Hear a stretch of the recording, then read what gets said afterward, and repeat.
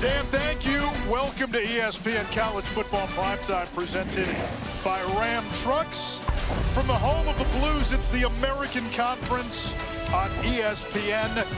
Playoff implications tonight in the group of 5. Memphis eyeing a playoff berth, home for the Green Wave of Tulane.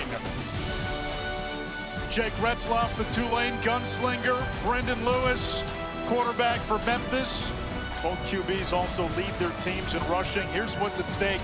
Tulane's playoff odds improve considerably with a win tonight. Memphis right there in the thick of the playoff picture. Their odds go from 19% to 25% with a win. And good evening, Anish Shroff, Heisman Trophy winner Andre Ware. We'll get to Paul Carcaterra in a minute. We've got two dynamic quarterbacks with a lot on the line tonight. Let's start with Tulane. Jake Retzloff, a bit of a gunslinger, but boy, he's got a penchant for magic. Yeah, he really does. And when he's on, he's on. It's kind of like a shooting guard that's streaky. When he gets going, man, he can dial it up. He can hit every area of the field. And then when he pulls the ball down, he's their leading rusher. He can make plays with his legs. He's dynamic in the passing game. He's everything you want at the quarterback position until he starts to turn it over, and that's what gets him in trouble when he goes outside of the offense a little bit. But when he's right, Anish, he is dynamic. We saw that last year at BYU. Meanwhile, Brendan Lewis, the Nevada transfer, he has left 2 of the last 3 games with an injury. He's been bothered by an ankle. We expect to see him play tonight. He's thrown for 300 in a game this season. He's also run for 100. Yeah, he is every bit the dual threat quarterback. Leads his team in rushing as well. We've been doing this a while. When's the last time we had a game where both quarterbacks lead their teams in rushing? This guy is dynamic in his own right. He can pull it down, stands tall in the pocket, and delivers the football with accuracy. Last week's game, 81% completion percentage, so he gets it done both running and throwing. He's a big reason why Memphis is in the projected playoff bracket. And Paul Carcaterra, this Tigers team has done it with the most newcomers in college football. That's right, Anish. In a day and age where too many newcomers can blow up the chemistry of the locker room, Memphis has figured it out, and the Tigers have 78 newcomers. That's most in the FBS, and they're all playing critical pieces to the recent success of the program, which includes 11 straight home victories, 12 straight seasons with a bowl appearance, potentially 3 straight 10-win seasons, and most importantly, while we're playing tonight in such a huge spot, a run at a college football playoff. And head coach Ryan Silverfield told us there were so many unknowns heading into the season, but this group showed so much mental toughness. Well, gentlemen, he's also showed us he is one heck of a program builder. Yeah, it's hard, Cart, to bring in 78 players and develop the type of chemistry that Memphis has, and he's been able to do that. You mentioned it, the 3 in a row for 10-win seasons. That's at stake for Memphis. It's been a nice run with these 78 new players in the building. Meanwhile, John Summerall, he's been a hot name with all these big-time coaching openings. His focus for the moment is to try to get Tulane back into the thick of that playoff race. The American Conference wide open, 6 teams with 1 league loss here in November. Yeah, he's done an outstanding job of coaching against the teams in the American. 13-3 overall against teams in his 2 years as the head coach at Tulane. He's 38-11 overall. I say all that to say the man just knows how to win football games, and there's a reason he's on just about everybody's list as a hiring candidate. Memphis won the toss, elected to receive. The Tigers have scored on their opening drive in 8 of 9 games this season. And for Memphis, the path to the playoff is very simple. If they win their final 3 regular season games and win the American Conference Championship, they'll have the best resume and the conference championship that's needed for a group of 5 team. They're a playoff team if they win out. Yeah, and they have, you know, East Carolina left. That won't be easy having to go there, as well as Navy. But they get a week off in between to prep for Navy, so they're catching it at just the right time. And tonight they've got to get through Tulane, and the Tigers will bring it out to the 25-yard line. We mentioned Brendan Lewis, the team's leading rusher. He's left 2 of the last 3 games with an injury. It's his 6th year of college. He came over from Nevada. They've had a pretty strong run of pocket passers here at Memphis over the last 10+ years. He brings a dual threat element to this offense. Yeah, that's different. You just wonder how much of a running threat he's going to be tonight with an ankle injury that's kind of slowed him down the last couple of weeks. But if he's right, man, he adds an element to this Memphis offense. He will throw on first down. It's to the far side of the field, and out across the 30-yard line goes Jaden Thompson. That's the Louisville transfer. Want to get him more involved in the offense along with Jamari Hawkins. C.J. Smith is another receiver that Memphis wants to get incorporated into this offense somehow.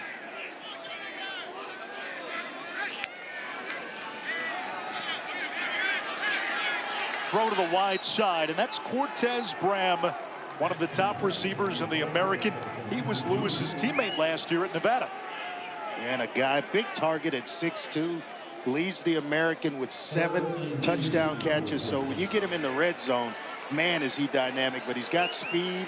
He is their top receiver in the passing game, that's for sure. It's going to bring up 3rd down. Back in the box is Tulane. Out of a 2 tight end set. And this is Greg DeWozier, and he's going to be a little short. According to this spot, it brings up a 4th down. So a Memphis team that had been so good on their opening drive, a little shy. Let's see what they do here on 4th down and less than a yard deep in their own zone. You talk about production. DeWozier gives you that. Over 200 yards rushing against FAU earlier this season. Actually, a couple of weeks ago, or last year, and then 90 of that was a big touchdown run that he had. Memphis 10 of 14 on 4th down.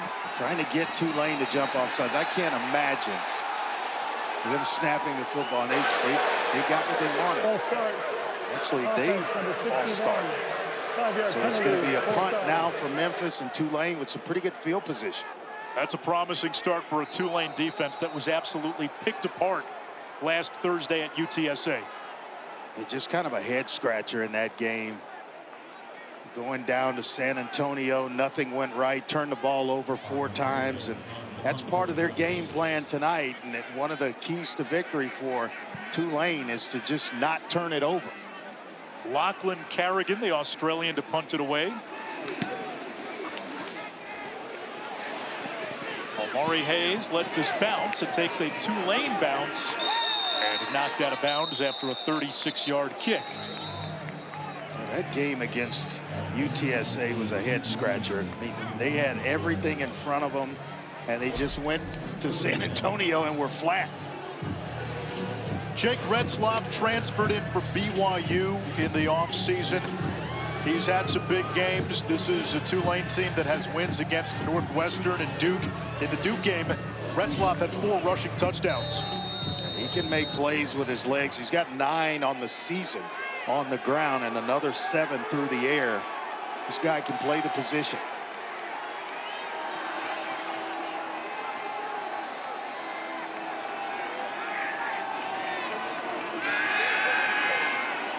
Off play action, a shot play for Preston. Makes the catch in stride. Touchdown. Big time playmaker in this Tulane offense is Shaz Preston, and wow, did he get behind coverage. Retzlaff couldn't have gone down and dropped it in his hands any better. Clean spiral right out in front of Preston, who never had to break stride, and Tulane with a big play here early against Memphis. What a throw and catch. 65 yards to the former 5-star recruit who began his career at Alabama. Up behind Duke Cooper, the excellent corner from Memphis. So Tulane's defense with a strong opening statement. They get a 3 and out. It took the offense only 1 play. One big play over the top to Shaz Preston. Tulane with an early lead here in Memphis.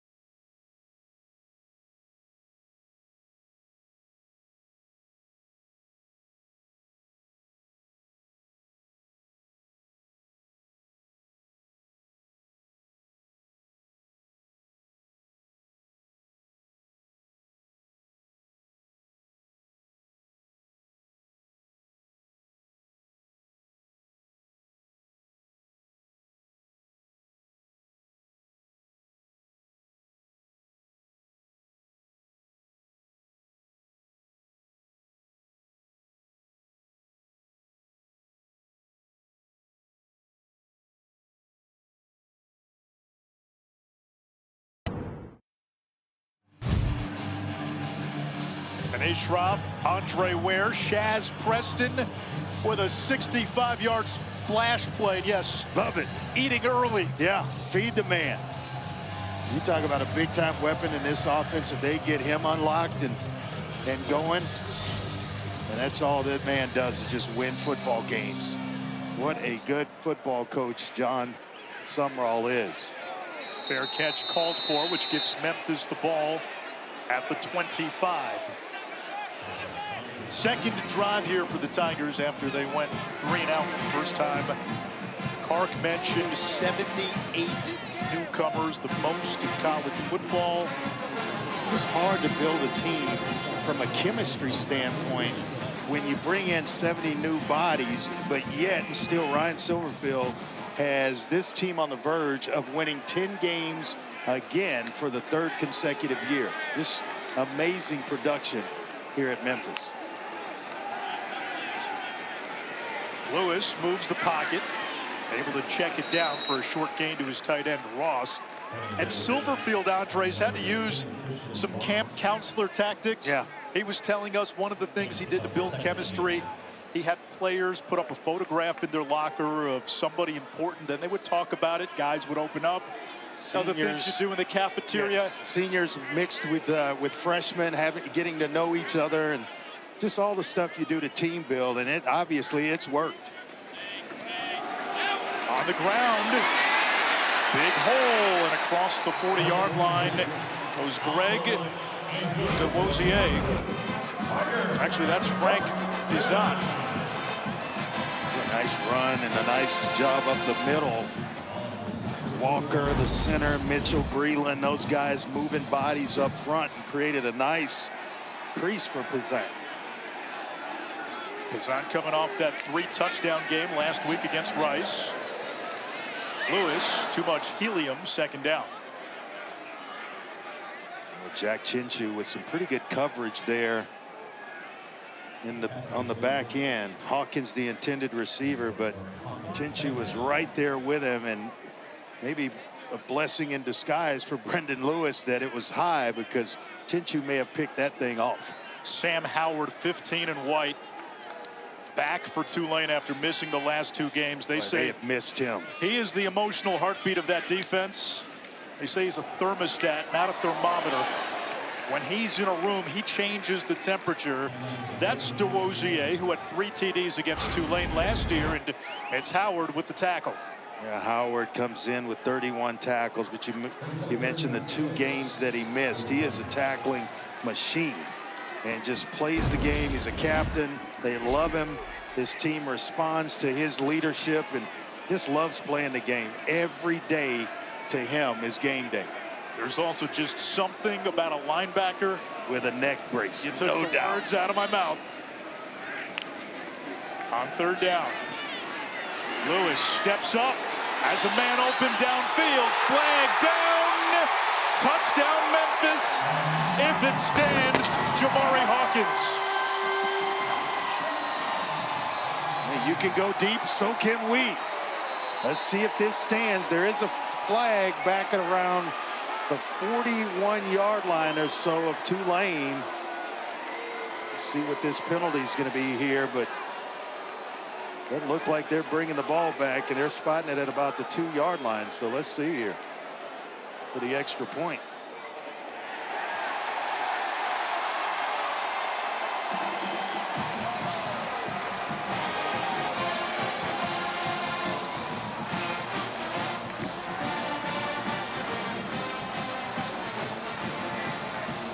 $55 yards to Jamari Hawkins. We weren't joking when we told you we had 2 pretty good quarterbacks going tonight. Yeah, Retzloff with a big one over the top, and right back at you comes Brendan Lewis. Personal foul, defense. Gianni Spedic. Face mask. The 15-yard penalty will be enforced on the succeeding kickoff. It's touchdown. That is the first touchdown for Jamari Hawkins. He's been looking for one for a while and finally gets in the end zone without.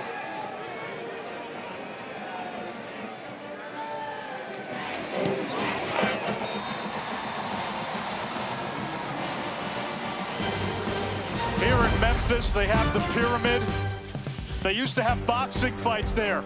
Lennox Lewis and Mike Tyson fought each other there. Well, we're trading haymakers already. Through the first haymaker, and then all of a sudden, Jamari Hawkins comes back with his haymaker. Right back in it comes Memphis.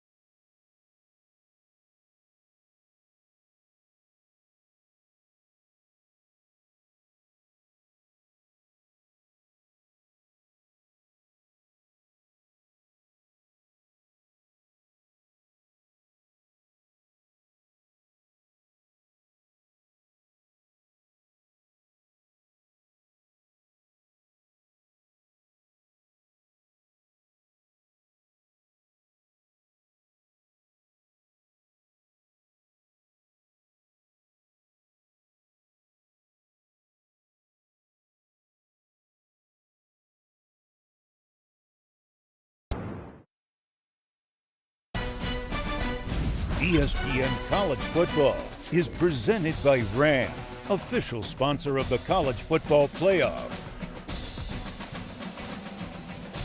Tuesday is Veterans Day, and members of the armed forces showing their support for their favorite team, Tulane or Memphis, and we salute all of our veterans as we get ready for Veterans Day coming up this Tuesday. Electric start in a game with a lot of playoff stakes. Memphis was not in the top 25 when the playoff rankings came out this past Tuesday, but they were in the projected field. And if they win out, take care of business, they'll be in the playoff as Tulane starts at its own 25. The first drive for Tulane took one play. Jake Retzloff, a 65-yard touchdown pass to Shaz Preston. He is good. He is really good. See if Memphis can make the necessary adjustments on the back end to take the shot plays away from Retzloff and make him earn his way down the field. That's usually when he runs into trouble. He likes plays like that first play where he can just kind of make things happen. Two tight ends here on first down. A true freshman, Javen Gordon, bayonets through the defense all the way out to the 37. A gain of a dozen. Maurice Turner was the guy Tulane had penciled in to be their lead back. He just hasn't been able to stay healthy, and Gordon has assumed the mantle of RB1. Yeah, he's really stepped up. Young, talented, at great size as a true freshman, 5'10", 5'11", about 200 pounds, runs tough between the tackles and does a nice job of catching it out of the backfield. Right back to Gordon. Flashes across midfield. And there is a flag down. I think this may go against one of the receivers for Tulane for a hold on the outside edge. When you throw your hands up like that, you're almost asking for the official to call it. Just, you know, act like you've been there, or you're supposed to be there. 10-yard penalty. It's still Throw your first hands down. up, hey, I didn't do it. And now they're going to take a deeper look at you. They get Anthony Brown-Stevens, who is the nephew of John Legend. He's got some big-time speed. He can get deep. For a minute, I thought it was him on the end of that pass by Retzlaff, and it was Preston. It's a Tulane offense that is one where the sum is greater than the parts, but Retzlaff makes it go as the trigger man and able to find Brown-Stevens on the near side 40. That's gain of 9. Here on the left hash, the far side of the field, and he throws a sit down back to Brown-Stevens, and it's on a rope. Tells you a little bit about the arm strength of Jake Retzlaff. He can make every single throw. We got to see him at BYU a couple of times last year, and I tell you what, we left impressed with how he plays the game at that position. And he had a knack, and he's done it this year too. With the game on the line, he plays at his best. Off play action, he's got his tight end in the flat, and Reed rumbles into Memphis territory. He's got a first down for Tulane. He's the receiving threat at tight end for Tulane. Big guy at 6'5", the frame, 255. He's a pretty good edge blocker to go along with it, but they count on him big time when they want to push the ball down the field. He can get. He's got enough speed to get up the seam. Knows defenses. He's available in zone coverage. Two backs here in the game on 1st and 10.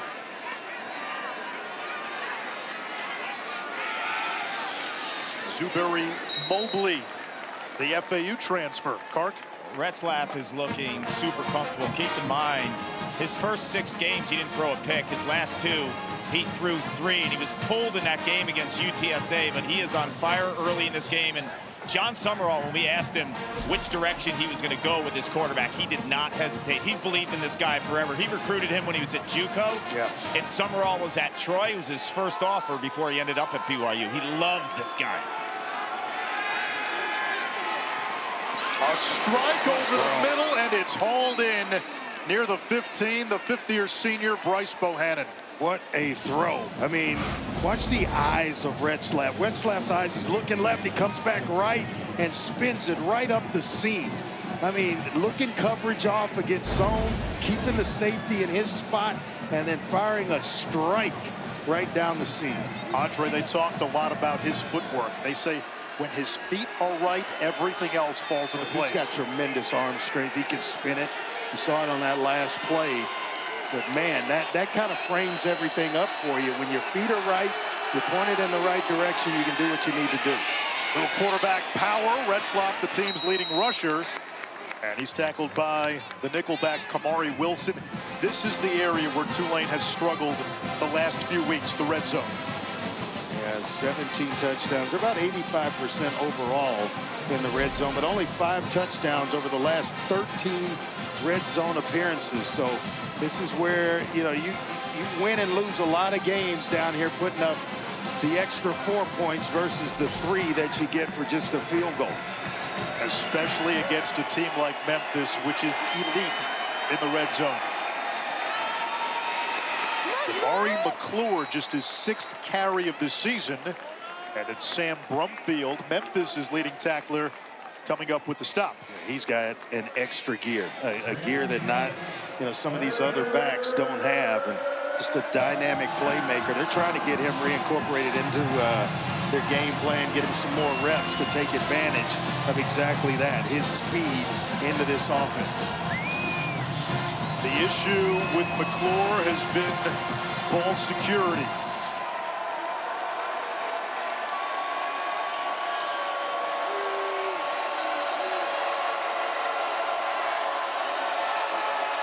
Retzlaff to run. Couldn't quite get away. Drew Watts, the outside linebacker. He played 4 years at Nevada before coming to Tulane. He's the guy that makes that stop. 4th down. Tulane keeps its offense out of the field. Nope, they say 1st down. He got the 1st down. So 1st and goal at the 5. Get a few shots at it right here. 3 and then maybe a 4th, depending on the progress that they make or if they need all 4 downs. Tightening it up with a couple of extra tight ends in the game.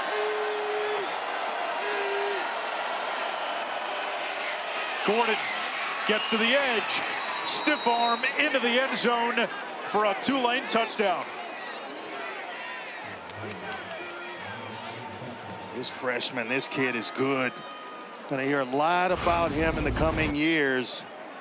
He's got speed, he's got toughness, runs with nice pad level, and he just knows how to take advantage of where you are defensively. Sets up blocks well. Tulane, boy, they came to play tonight. You saw Retzloff going into the tent. Tulane, 2 drives, 2 scores. And the PAT by Durkin good.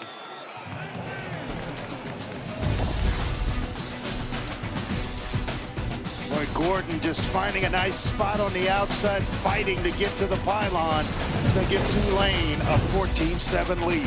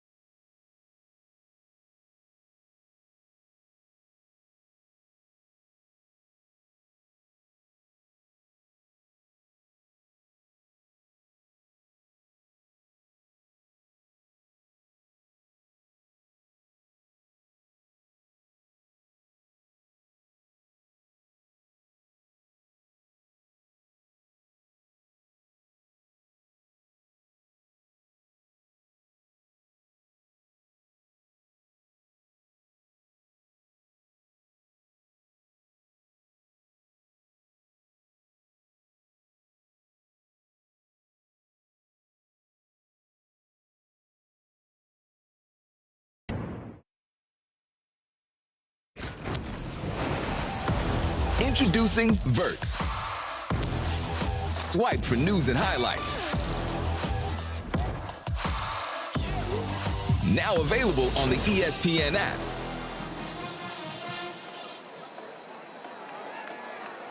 Anish Ralph, Andre Ware, Paul Carcaterra. Tulane, 2 drives, 2 touchdowns. Jake Retzlaff, 4 for 4. 111 yards passing, but he did go into the tent after that last Tulane score. Memphis will bring it out to the 25-yard line. ABC Saturday College Football at noon Eastern with game day in Lubbock. Some good ones. Undefeated BYU. Retzlaff leaves. Bear Bachmeier, the freshman who wears 47, playing QB for BYU, has the Cougars undefeated. They're expecting L.J. Martin to play. He's got a shoulder, part of that great rushing attack. And Texas Tech with one of the best pass rushes in the country. But Bachmeier continues to get better and better game by game. 2 pretty good quarterbacks going at it in that game. And E&M going to Missouri. Lewis in trouble, and down he goes. Mo Westmoreland with the sack for Tulane. Mo with his first, a lot of first in this game. His first sack of the season. Kind of benefiting from a missed tackle by Jaheim Johnson, and then Westmoreland cleans things up and puts Memphis behind the chains. Johnson that is huge. Came on the corner blitz that time. 2nd down. Little check down. It's Sutton Smith. One thing Memphis has had over several years now, whether it's Tony Pollard or Darrell Henderson or Kenny Gainwell, it's a running back who can catch. Sutton Smith, add him to that list. He's a guy, very productive player. 98.5 all-purpose yards per game for Sutton Smith. Started his career as a running back, and that's why he's so good out of the backfield, or catching the ball out of the backfield as a receiving option. But he can, don't get it twisted, he can carry it between the tackles as well. Tough player.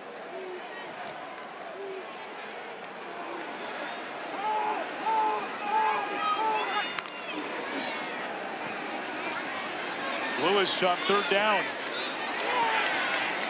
That's brought in shy of the 30. It's Bram, his top receiver. It's going to bring up a 4th down for Memphis. Tulane played it well, Anish. They just sat back in zone. And, hey, you get to the marker, we're going to tackle you short. You're on your end of the field and force you to punt it. That's exactly how things played out. You get to 2nd and 19. That is tough to overcome.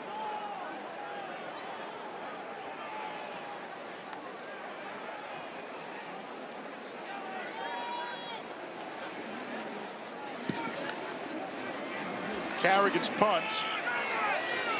Fielded by Hayes, and nowhere to go.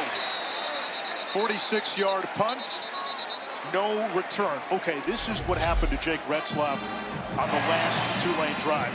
Yeah, he got tackled by Drew Watts, who had him around the ankle, kind of gave it a twist, and then he comes up gimpy on the touchdown run to Gordon.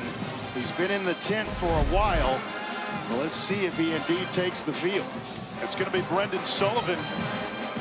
Yeah, Retzlaff was limping pretty good after that handoff to Gordon, and so they put him in the tent quickly, and we'll get a word to you as soon as they update things for us. Sullivan relieved Retzlaff last week against UTSA, went 6 for 7. He's got some wheels. He's hit as he throws. Incomplete, out of bounds. Sullivan was actually leading the competition through the fall. Had an injury that he didn't get back from until a couple of weeks ago, where he was ruled 100%. But he's a fast guy. He could run 20, 21 miles an hour, and Retzlaff is trying to get right back in the game. He doesn't want to lose control or grasp of that job for very long. So he is out of the tent and ready to roll.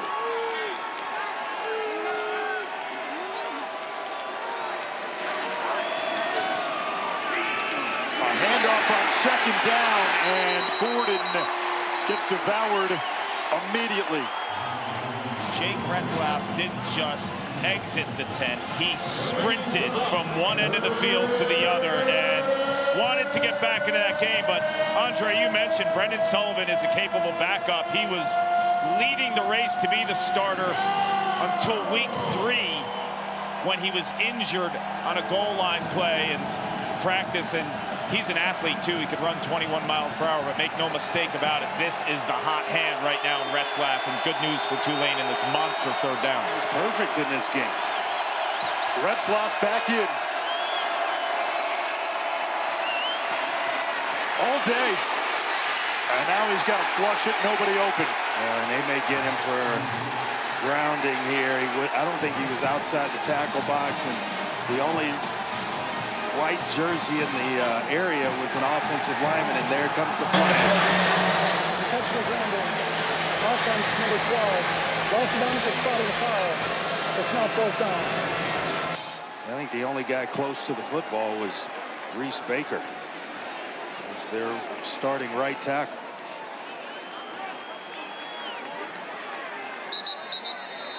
Whitlow, their Memphis's defensive end, and their best pass rusher was right in the face of Retzlaff on that play. Pretty quick. Oh, Alec Clark with a booming kick. Sutton Smith, a dangerous return man, upended near the 35-yard line. Ryan Silverfield succeeded Mike Norvell at Memphis, and he has continued to build on what Justin Fuente and Norvell put in as the foundation for this program. This is the high renaissance of the program. Back-to-back 10-win seasons that had never been done. They're 2 wins away from doing it for a 3rd straight year. And 4 straight bowl wins. I mean, if you want a program builder, this is your guy. This is a guy, all he does is win football games. And as you mentioned, they have an opportunity to put together a 3rd consecutive season of 10 wins. That's unbelievable. They beat USF this year. They beat Arkansas this year. There goes Sutton Smith. He had been bottled up the last few weeks. He rips off a run of 22. Talked about the production. Good receiver out of the backfield, but he can do this as well. Will they give it to him and let him run between the tackles? Has great speed to go along with some playmaking ability, and it makes him just flat out dangerous.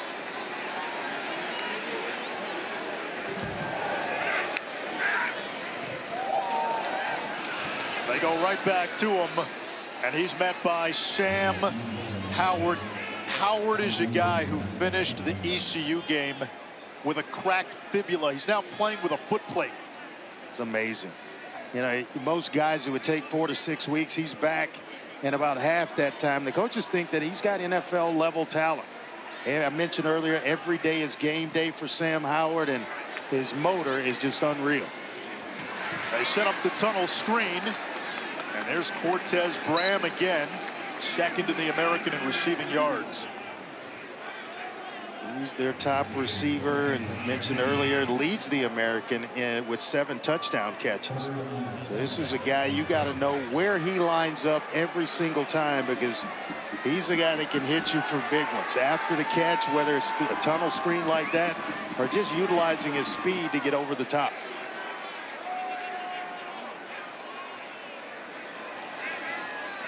Comes the blitz.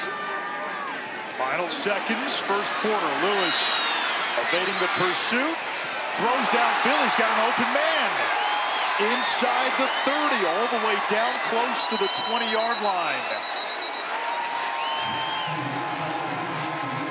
DeWosier, his running back, for a gain of 22, and Lewis is limping. Remember, he's left 2 of the last 3 games with an injury.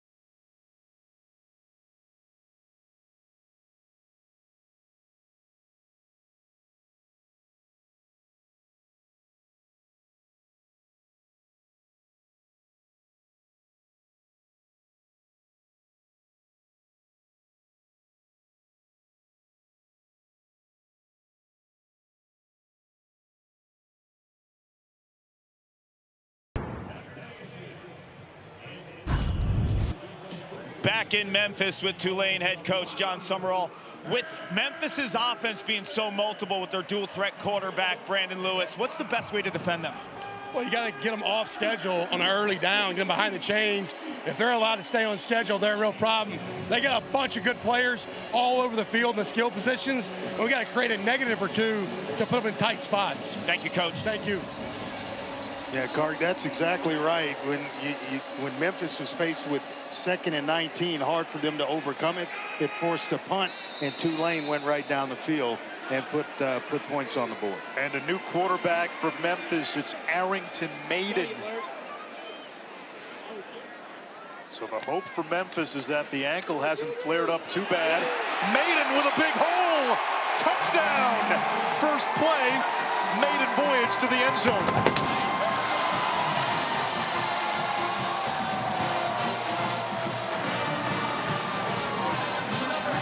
Nice hole right up the middle for Maiden. And a nice block, kick out block, and then he was off to the races. An excellent play fake to the back, and that took about 3 defenders with him. And it just opened things up right in the middle of the formation for Arrington Maiden. But what a nice response to a Tulane touchdown, or a Tulane drive to go up 14. You need points, right back in this thing.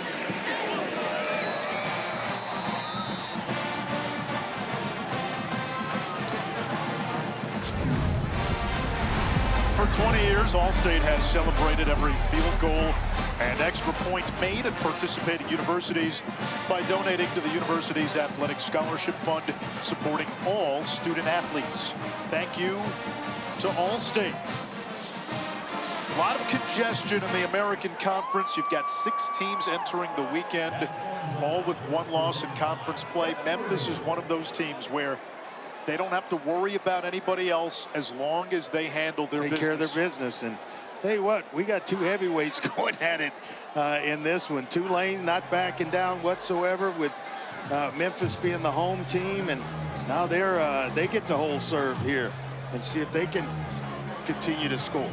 This league has seen a lot of transformation and a change over the last few years. Powers like UCF, Cincinnati, and Houston leaving for the Big 12, but Memphis and Tulane, we have seen these programs rise up. Tulane did it with Willie Fritz. It started at Memphis under Justin Fuente. They've become, in many ways, the flag bearers for the American Conference. You can't count out Navy with that option offense. South Florida, they've got to win against Florida and Boise State already. North Texas has a pretty easy remaining schedule. They've got a terrific quarterback in Drew Mestemaker. And again, if you're ECU, you're thinking, okay, Memphis comes to the Boneyard next week. Not an easy place to win. It is tough to go there and win football games. But you look just all through the conference, you got, teams knocking one another off. Temple having an outstanding year for the Owls up there in Philadelphia. They nailed their coaching hire with KC Keeler. Oh, yes, they did. That's another guy that's a program builder and just a winner. Retzlaff in the game. First down, he hands it off to Duda Barnes. Engulfed back at the 21, a loss of 4. It's Duke Cooper from the cornerback position. He had a great start to the season, did Barnes, and just kind of slowed down. It allowed Gordon to get more work along with Mobley. He is very much in the rotation for this Tulane offense. It's running back by committee. It's receiver by committee. Delayed pressure. Contested. And that is a catch by Preston at the 36-yard line and a first down. Well, you give Retzlaff this type of time, the pocket just clean, and the accuracy and that type of arm talent's going to wear you out if Memphis can't get better pass rush and get in the face of Jake Retzlaff. Andre, both quarterbacks a combined 13 out of 14. They knew you were here tonight. They're playing some football, man. There comes Gordon. A pickup of 6. He is fun to watch. And this offensive line, they've only given up 7 sacks the entire year. Really good up front. They play together. They take care of things, and they got a lot of experience up there. The left side is their strength with Graham and Hurst, 2 first-team all-conference players last year. Plenty of time again. Bohannon is open. And another first down for Tulane, this time at the 34. It's a gain of 24. Boy, just over the outstretched hands of one of the secondary players. But when you give this type of pocket, and he's just going to wear you out. I mean, the arm talent is just sick with the accuracy. You got to find a way to get in his face. He's running quarterback power. He gets pummeled after a short gain. If you're Memphis, I know there's some risk involved with a running quarterback, but do you start to bring more pressure? I think so. I think you got to get more bodies to the line of scrimmage, start to try to confuse and cloud the looks for Retzlaff. Otherwise, he's just gonna nickel and dime you to death, and then hit you over the top when you come up. So we've seen that already. I don't know that I would run him much, having gone to the 10 already. I think it's just one of those runs that it keeps the defense honest and letting you know that, hey, it's still there if we need to get to it. It's a pistol wishbone. Retzlaff keeps it. And he's got a blocker in front of him. Reed clears the path for a touchdown. And he is literally dragging his leg that we saw Drew Watts twist, and is able, it's so clean, he's able to just turn the corner with little to no resistance and get himself into the end zone. What a job of blocking out on the edges by these Tulane receivers. It's the 10th rushing touchdown of the season for Retzlaff. Just keeping this place quiet. It's ready to explode, but Tulane won't let it.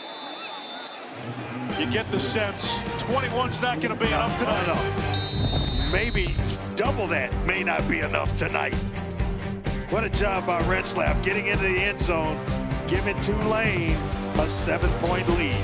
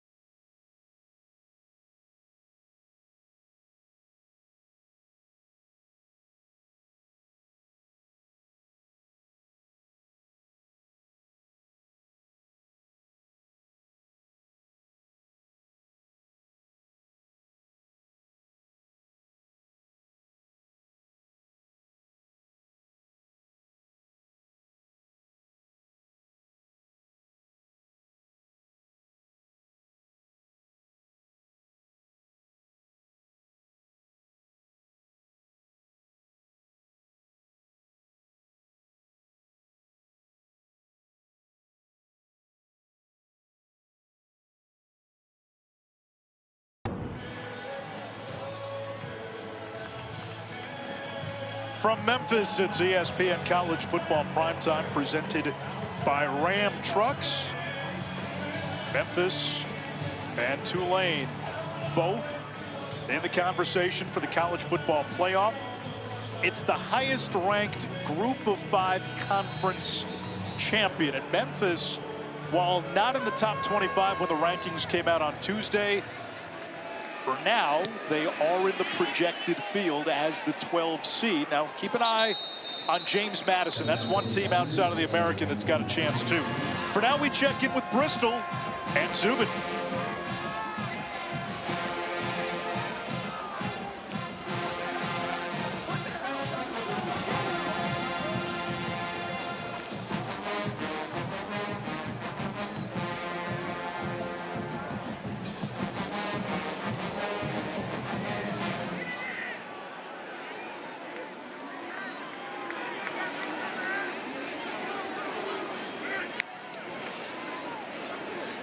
All right, Zubin. Brendan Lewis back in. Zone read keeper. Flag down. Both quarterbacks kind of limping through this thing here in the first half. Tell Brendan Lewis his ankle's giving him some problems. Retzlaff, he has a lower leg injury that he was kind of dragging to the end zone in their last play. Both these teams are having some big time production on first down. Tulane is 10 yards on first down. Memphis is 8.1. Personal foul. Illegal blindside block. Offense. Half the distance to the goal. Still first down. Let's go back and take a look. Can't turn back towards your goal line. And they get Graham for it. But I mean, both guys' plays continuing on. They want flags right away. Defensive guys know about that penalty, don't they? Sure do. So now first down and 22. Lewis is 8 for 9. Make it 8 for 10. Wanted DeWosier out of the backfield. And I mean, DeWosier may have run for a long time. You may still be making that call. If all you got to do is give it to him. Sometimes you're trying to be too perfect, or just put the ball on him, within his frame, let him catch it, and then, you know, make a move, do what he's got to do on the back end of it, but you can't overthrow and miss that opportunity.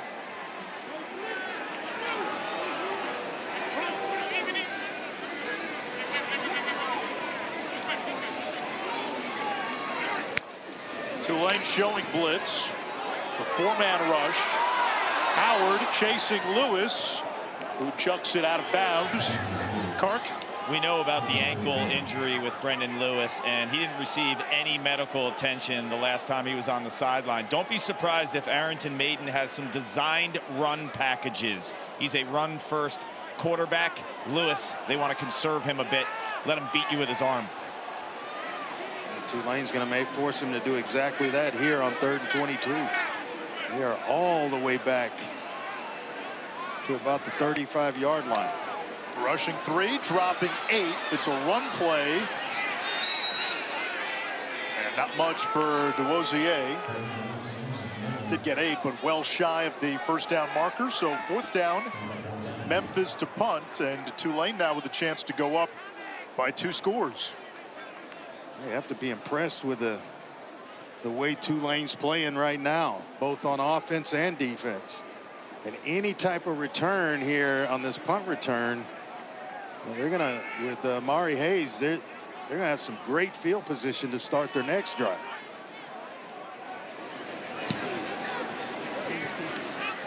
Fair catch, called for and made after a 44-yard kick by Kerrigan.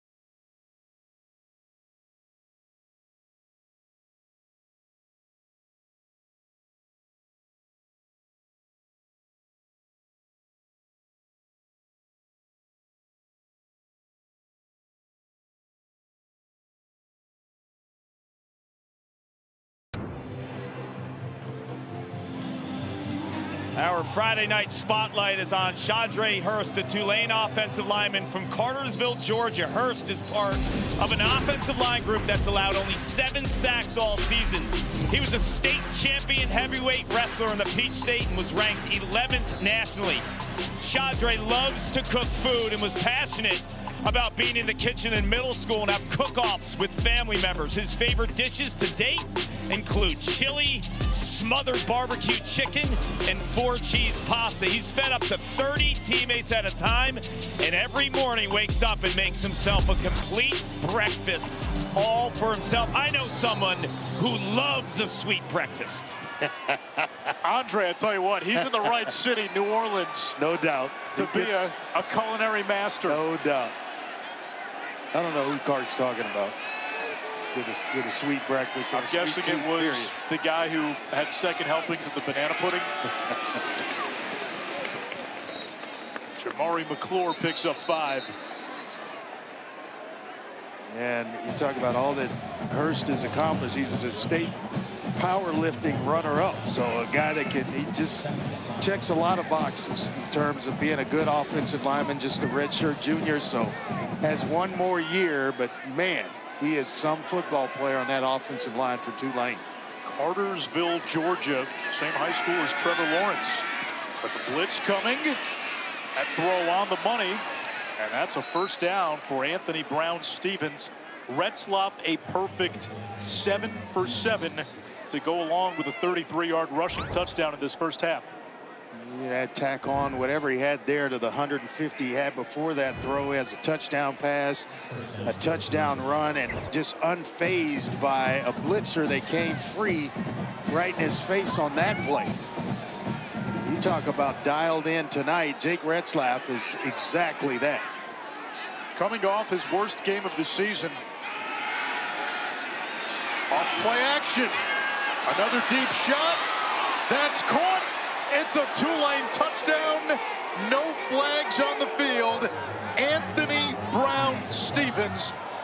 This Tulane offense had been waiting to wake up and hit some explosive plays. They found some tonight. Yeah, there are a couple of guys on this team that you can't leave in one-on-one coverage without help over the top. And Brown-Stevens is certainly one of them. He gets behind Duke Cooper and kind of houses it. That's the second time. Preston got Cooper the first time. Brown-Stevens got him that round. Something that they spotted on film with deep shots against Cooper. Cooper had a couple of stints at Florida State, a trip to Boulder. He's been picked on. You cannot give Retzlaff this type of time. Cooper slips, and then it's Brown-Stevens to the end zone. Tulane up by 2 touchdowns.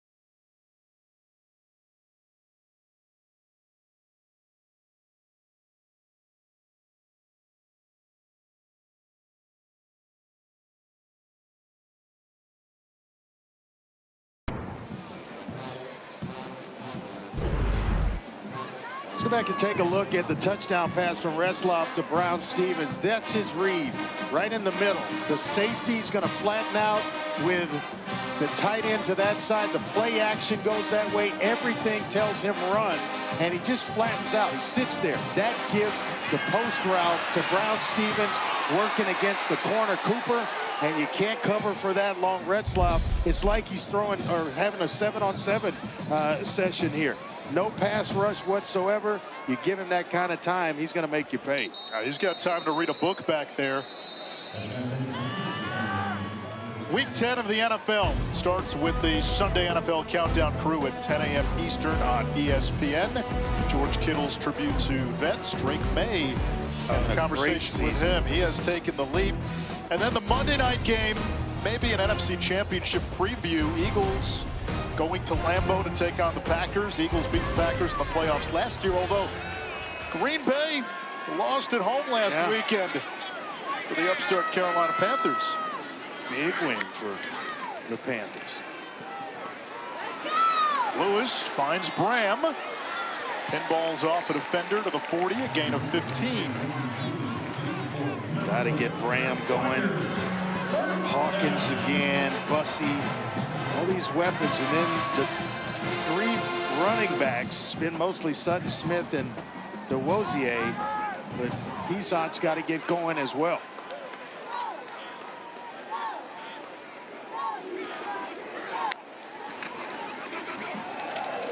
DeWosier swallowed up by a green wave. Picks up 2.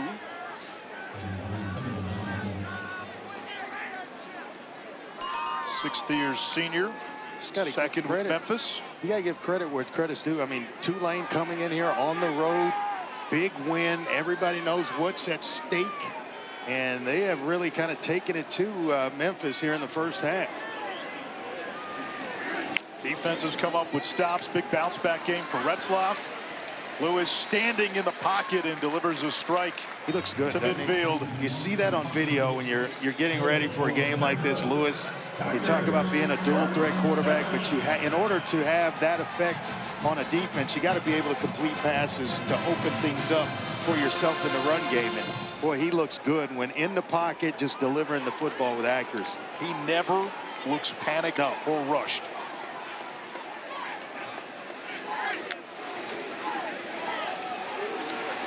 Lewis keeps and dives inside the 40. 11 for the Nevada transfer. In there with an ankle, that is tough, especially when you want to push off and run. And once you kind of get started, it's okay. It's just getting started where you got to use it to cut and push and get to where you're trying to get vertical up the field. That's a nice run by Lewis.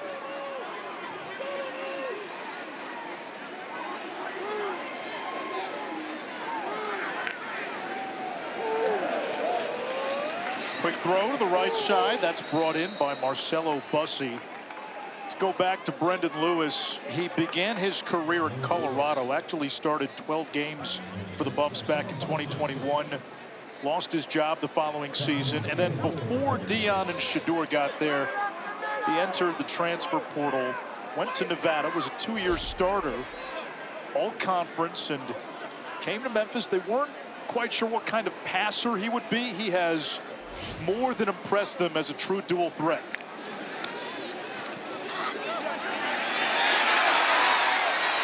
DeRosier with the contact balance. And a first down for Memphis, a gain of 17. Boy, just got kind of backed out of there, got righted, and got himself going again. What a nice run and a nice block by Chris Adams. Malachi Breland on that left side. And kind of regained his balance and got him some more on the tail end of that. He is a weapon, a big-time player, and mentioned earlier against Florida Atlantic earlier this year, he went for 204, and part of that was a 90-yard touchdown run. Yeah, longest by a Tiger since 1966. Not much going on here on first down, a loss of a yard. This is where Memphis has been excellent this season. In the red zone, entering play, they were 38 of 39. 32 touchdowns, including 9 TDs in their last 11 red zone possessions. So you're saying when they get in the red zone, they usually put 7 points on the board. And it's because of the run game. Yeah, because they have so many weapons in the run game and enough on the outside edges at receiver.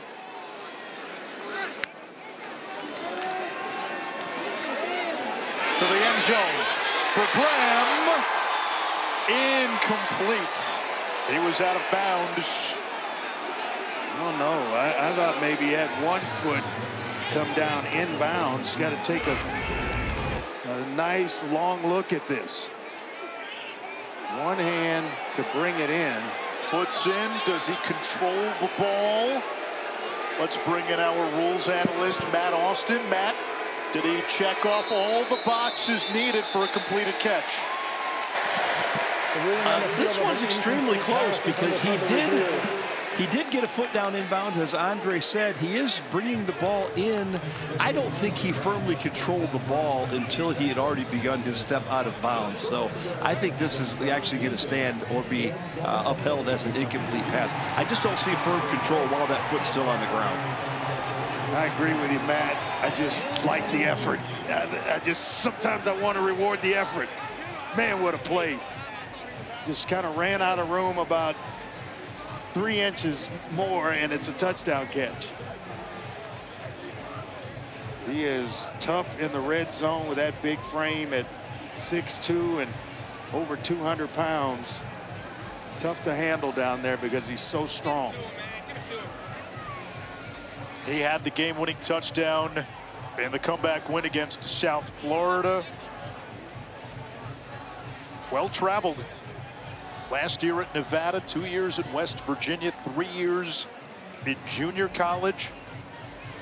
Won a court ruling to get a 7th season.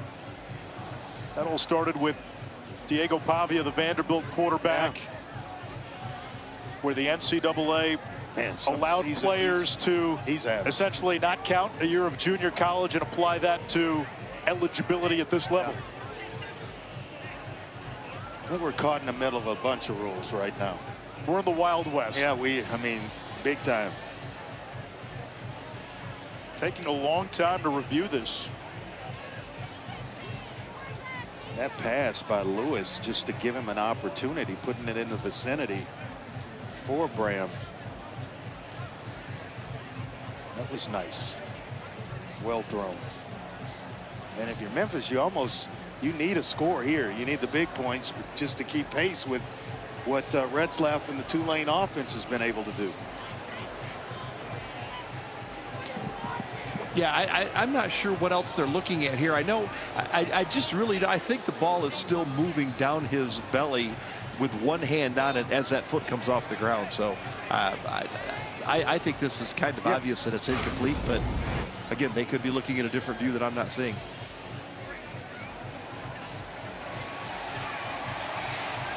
I'm wondering, Matt, if they're saying he pinned it to his belly before the left foot came off the ground and he hits out of bounds. That may be what the long look is.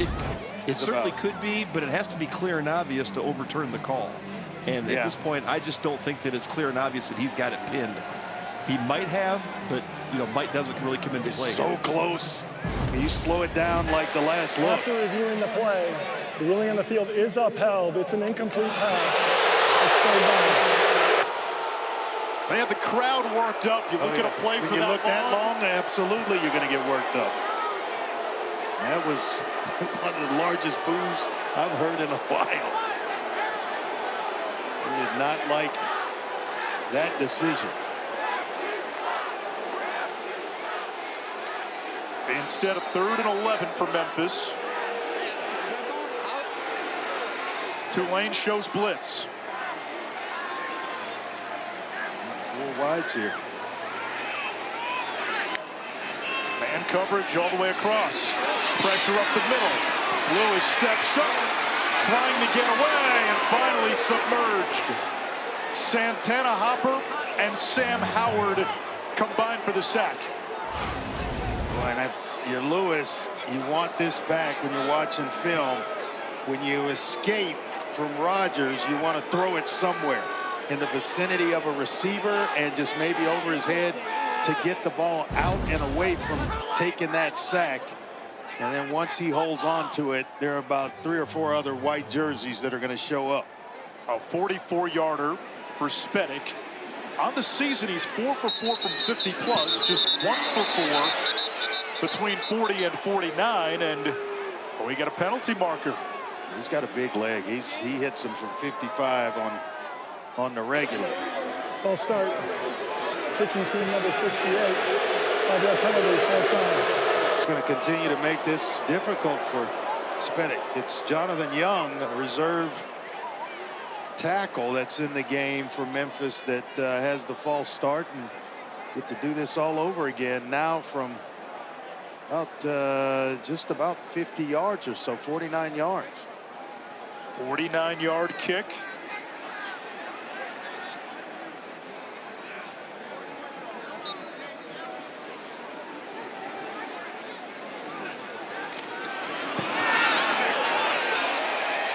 Plenty of leg.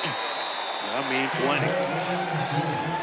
28-17. And we get a quick word from Verbo. As your host, I have some rules. First, no showers longer than 5 minutes. This isn't a spa. That's the rule. Meanwhile, at a Verbo, get the vacation you expect and never a hovering host. I just get a good laugh out of that every time I see it. Every week I love it, love it, love it. Shows off the acting skills of Coach Saban. He's done a great job on game day since he's been part of the crew. And outstanding job. Not surprising. He won a lot of games and a lot of championships at Alabama. It's a new world order these days, though, in college football. A lot of knowledge to pass on to fans that he kept under wraps for so long.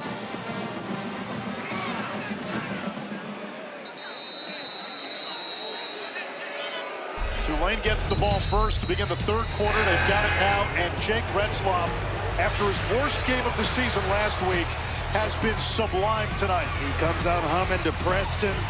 A big touchdown run, kind of dragging that wheel along the way, and he comes back to Brown Stevens on a post route. It's like he's in a 7-on-7 session in practice. Jake Retzloff is dealing tonight. He's averaging more than 26 yards per completion. Tulane as a team has 5 plays tonight of at least 24 yards. They have been searching for the explosives. Another strike. That's Trey Shackelford for a gain of 6. Well, you could see exactly where Retzloff was going based on Chauncey Logan Jr.'s position. He was inside, and I'm sitting there thinking as I'm looking at it, if he's inside, just throw the hitch to the outside shoulder, and that's exactly where Retzloff is dialed into. He has watched a lot of film, knows where he's going with the ball pre-snap before he even gets the football. On the ground, Gordon for a gain of a yard. It's 3rd down. Sam Brumfield makes the tackle. One guy we have seen Tulane pick on is Duke Cooper, the cornerback for Memphis. I was joking with you during one of the commercial breaks that right now I'd be winking at Duke Cooper. Come to the line of scrimmage, just kind of wink at him, let him know you're coming there. Watch him back off, throw underneath, then get him to bite and go over the top once again. But I would certainly play mind games with him if I were Jake Retzloff. I think Memphis might be onto it because Cooper, one of their starting corners, is not on the field. And we get a timeout. First charge timeout of the half. Tulane. By Tulane. 30 seconds. But as a quarterback who had a lot of success and threw for a lot of yards when you played at Houston, and when you found a guy that you could pick on, you go back to that belt well, right? We depended on a lot of things. There are a lot of factors. We had coaches upstairs. If a guy was limping, guess who we're going at? We're going at the guy that's limping. If you leave the game and a guy comes on, guess who we're going at? The guy that comes on the field. So when you find a weakness, you certainly pick at it, and that's exactly what I'd be doing in this situation. You kind of give me the wink. Give you the old wink when you come to the line of scrimmage, and that lets you know I'm coming right at you. You tense up a little bit, or you see it. When a guy gets winked at, they tend to drop their head. They know that the ball's coming their way. That's the old quarterback, like a shark in water who gets a hint of blood. Just continue to take the confidence away from him. Pressure on Retzlaff, and able to find an open receiver, Carl Lewis. Ball comes out at the end of the play, and it's Memphis football. Not sure if he came down on top of a Memphis player or not, but I thought for sure Lewis was down, and then the ball comes loose. Let's certainly take a closer look. That is very, very close. Chauncey Logan forced the fumble. Let's bring in Matt Austin. Matt, what do you see here? Yeah, Anish, it's really hard to tell if that ball is moving before his knee hits the ground or not. And remember, the call on the field gives it in as a fumble. So it has to be clear and obvious to overturn. Again, I'm not sure I see clear and obvious to let him keep the ball. Game clock operator. Please reset the game clock to 3 minutes and 9 seconds, 3:09. I'm in agreement with Matt from the standpoint of this is ruled on the field as a catch and a fumble. I'm not sure I'm seeing enough to overturn it the other way in Tulane's favor, where Lewis's knee hits down first, then the ball comes out. Our last replay review took a long time. And remember, in the old days, the call would be confirmed or it would stand. You don't have to confirm or stand it. If there's not enough evidence, it's just upheld. Yeah, I mean, there's legs blocking the view, all kinds of things. You lose the football in there. Matt, can you see clearly if that ball is coming out before the knee goes down? I cannot. I have not seen a view yet where I can actually see the hand separate from the ball. So then just keep in mind the ruling on the field was a catch and a fumble. And so I'm not seeing enough, Matt, to where I would overturn this if I were the review team here. Yeah, I agree. But once again, Retzlaff with a dime. I mean, he hits Lewis with a dime on a crossing route. You hold on to that, they're on their way to putting together another drive here before the 2-minute timeout. Retzlaff 9 for 9, 216 passing, 2 touchdowns through the air, 1 on the ground. I know where I think the ball is, but I'm not clearly seeing the football. The right knee comes down, and this may be the best look where the knee is down, but you still can't find the football. So you don't know if it's coming out, if it's moving at this point or not, and that's where I think the ruling on the field is definitely going to come into play here. When it bleeds into the gray area, not sure, maybe it might be, you default to the call on the field. Yep. After reviewing the play, the ball carrier's knee was down with control. It's Tulane's ball, 1st and 10 at the 41-yard line. The game clock will start on my signal. Oh, wow, my lying eyes. They lied to me. Somebody could see that ball that I didn't see in that replay on several different looks. I mean, I thought at one point I'm seeing the stripe on the ball. It turns out it was his wristband. I don't know. They have better eyes than I do. Well, I have glasses on right now. Well, Matt Austin didn't think that call was getting changed either. It results in a 1st down for Tulane. And remember, the Green Wave also get the ball to begin the 3rd quarter. Bohannon the motion man.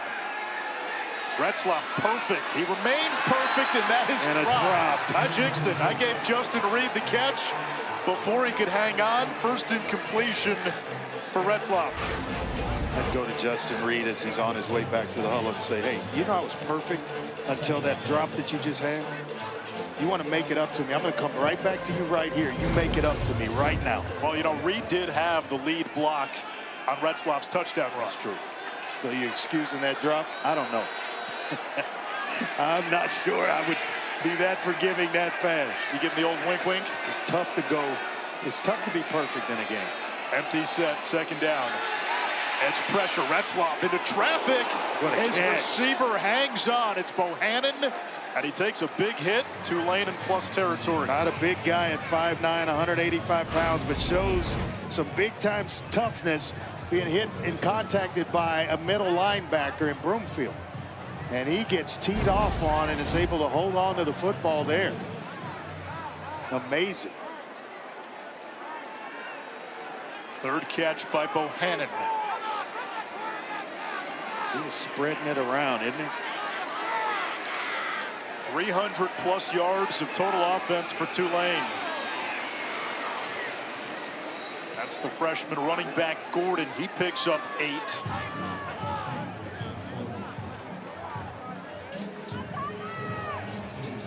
Brendan Sullivan was about to pop into the game, but the 2-minute timeout. We're at the 2-minute timeout. Tulane driving again. Their offense awake here in Memphis on a Friday night.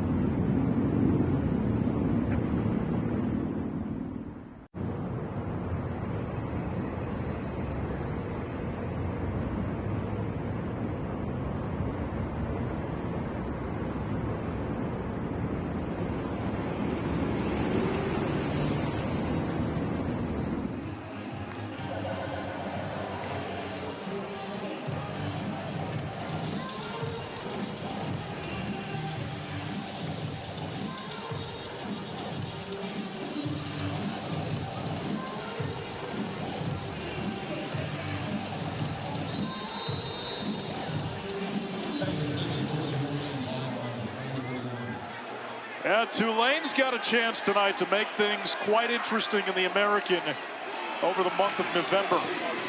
Up 2 scores, looking for more. It's Gordon who gets the call on second down. He's going to be close, and he's got enough.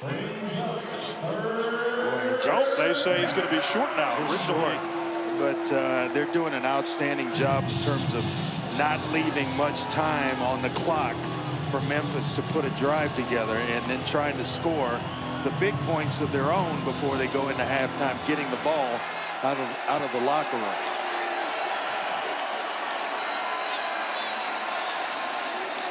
And now we get a penalty marker.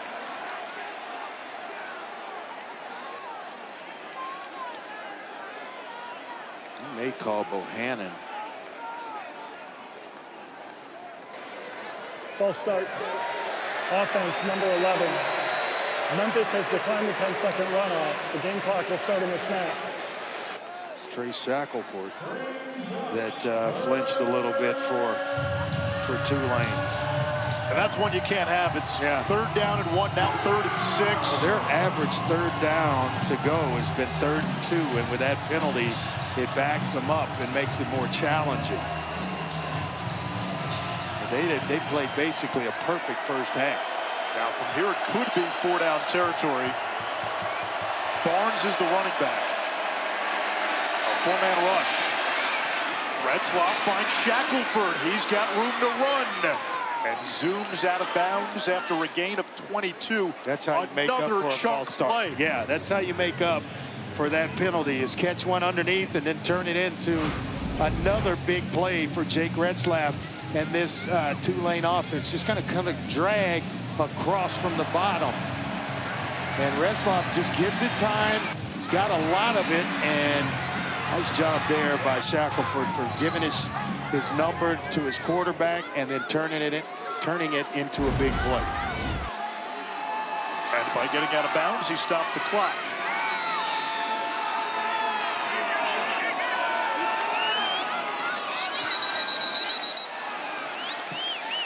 More laundry.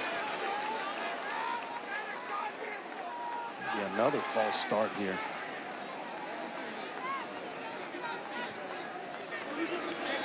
False start. Offense, number 50. 5-yard penalty. 1st down. Right guard Jordan Hall, transfer from Liberty. Just giving Jake enough room to operate the passing game here. How about Retzlaff's first half? 12 of 13. The one incompletion, a drop. 257 passing yards, 2 TDs. And another on the ground. Plenty of time again. And he finds his target. It is Lewis. 1st and goal at the 5. I mean, the time is just, it's getting ridiculous that Memphis cannot even get close to Retzlaff. And he's so accurate, so much arm talent that it's easy for him tonight. Tulane still has 2 timeouts, clock running, under a minute. 2 tight ends in the game, along with Gordon.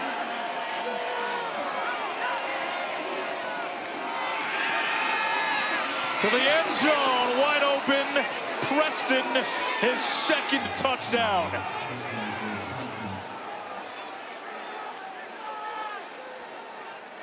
Third touchdown pass of the night for Jake Retzlaff. I mean, he's had an Andre Ware type of first half. It's just sick the way the protection has been. And then just kind of sidearms one in there, changing the arm angle and knifing one into Preston for his 2nd of the evening and 3rd for Retzlaff. The lone blemish on Memphis's resume, a shocking loss to UAB. And that came right after UAB fired its head coach, Trent Dilfer. Let's take a look at Jake Retzlaff here in the first half. Got to drive the ball down the seam. He's able to do that. Touch over the top. He's able to do that. changing arm angles to hit Brown Stevens. It's staring down a blitzer. He's still accurate with the football, getting contacted, hit guys in his face all night, or when they finally get there, he's still able to complete the football. What a first half it's been for that young man tonight. Now Memphis with 3 timeouts and 43 seconds. This may be perhaps the most important drive of this season when you consider what's at stake. Memphis trying to stay in the playoff hunt, looking to stay in the race to get to the conference championship. Tulane gets the ball first to begin. They better take care of this bully in front of them first before any of that stuff happens, because right now they've got a formidable opponent in front of them, which is Tulane. And what Tulane is doing to Memphis is what UTSA did to Tulane last week. Tomorrow night, star-studded West Coast matchup in the NBA. It's Suns and Clippers, 10:30 p.m. Eastern Time. Countdown crew gets coverage started at 10. Big drive now for Brendan Lewis. He's got all 3 timeouts and 43 seconds left here in the first half. Plenty enough time to put something together, but you got to be careful here as you're down around your 25-yard line. Lewis has to check it down. Graham doesn't get to the first down marker. That'll keep the clock running. Memphis has to call a timeout. That's not good.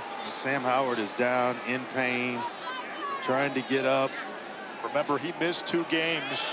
First charge timeout, Memphis. It could be that foot that's caused him a lot, caused him to miss a couple of games already this season.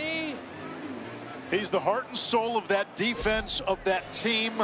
Game clock operator, please reset the game clock to 35 seconds. 35.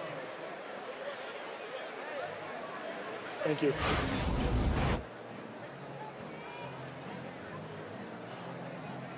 Just looked like a routine tackle, but I'm going to imagine, Anise, that he was already playing with some pain in that leg. Now, we told you he was playing with a foot plate. He had a cracked fibula. Finished the ECU game playing on a cracked fibula. Back today after missing 2 games. You could see his teammates rallying around. That guy means a ton to the defense. He's trying to go back to the locker field. room. He's got to go out at least one game. Not right now. Yeah, I mean, he wants back in right now. And I tell you what, guys feel that emotion. You see everybody kind of rallying around Sam Howard. That goes a long way. Boy, I'd love to be teammates with a guy like that. I mean, any day of the week. All the coaches just raved about number 15. Loves the game. You can see it in every snap that he plays. Lewis is hit and thrown down. Jordan Norman, the transfer from South Alabama, is able to get home, and Lewis not 100% tonight. That ankle is bothering him and can't get away from pass rushers when they get home. 3rd sack. Memphis didn't take a timeout. It's an easy pitch and catch. Bram gets out of bounds. 8 seconds to go in the half. He's going to have the first down even after the sack. And as you mentioned, about 8 seconds left here to close out the first half.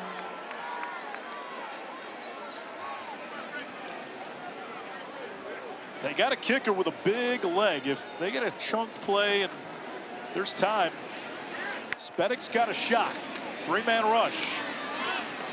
Lewis has to check it down to Rosier. Shoved out of bounds. 1 second on the clock. Now it's pretty much Hail Mary time. Please reset the game clock to 2 seconds. A second added. We want to play here. Lewis 14 out of 18, 160 through the air with a touchdown. But he's been outdone by Retzloff. 14 of 15, 284, 4 total touchdowns.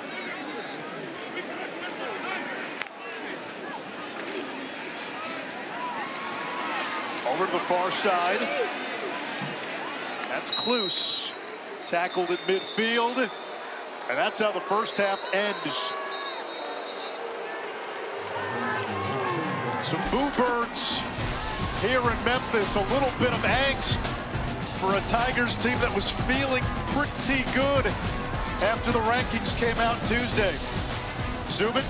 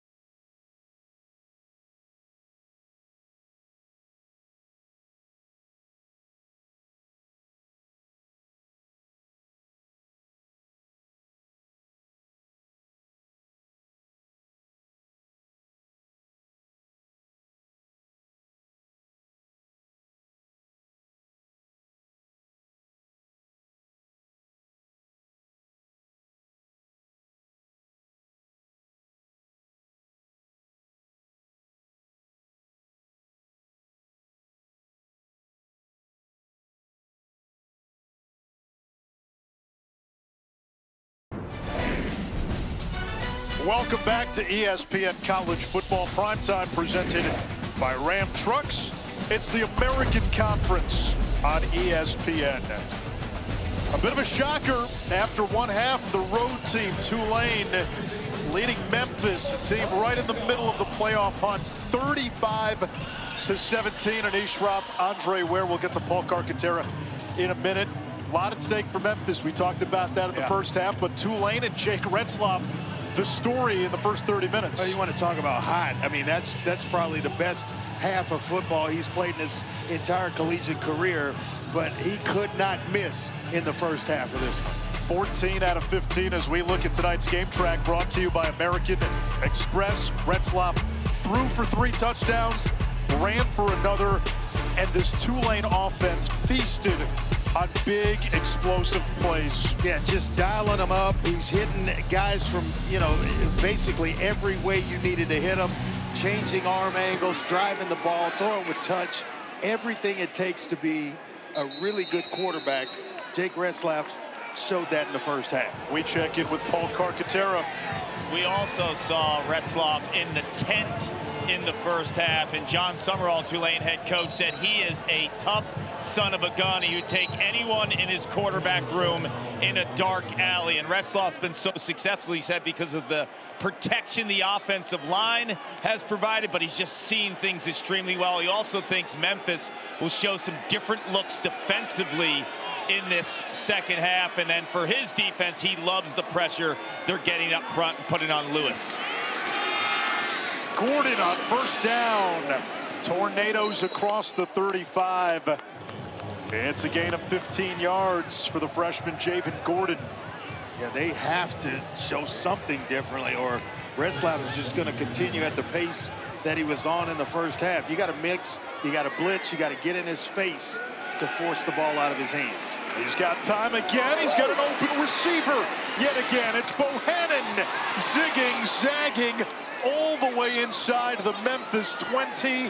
Another big play through the air. This one goes for 42. Yeah, that's been the story of this game. Big plays in the passing game for Tulane. And, he's not even really pulling it back now. There, his feet are flat, pointed at the secondary, and he's kind of flipping it from his hip. Boy, he's just showing out with it. That time, Retzlaff with nowhere to go. And he goes down. It's a loss of 2.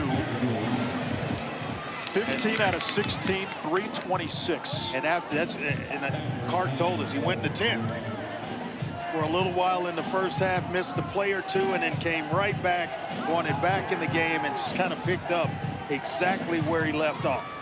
He has followed up the worst game of his Tulane career with the best half. He's got Duke Cooper back on the field. I'm wondering how long it's going to take Retzlaff to find him. He's beaten Cooper over the top for 2 touchdowns. Keep it on the ground. There's Gordon. They really like what he can be. It's going to be a high priority to keep Javen Gordon in New Orleans after this season. This was a young man who had committed to Duke originally, had a bunch of Power 4 offers. Well, his head coach has been rumored all over the place. Top of the list in a lot of places, and I would imagine a guy like Javen Gordon, if John Summerall ends up leaving, 23 might follow him right on out the door. 3rd down and 8. Tulane 3 for 4 on 3rd down.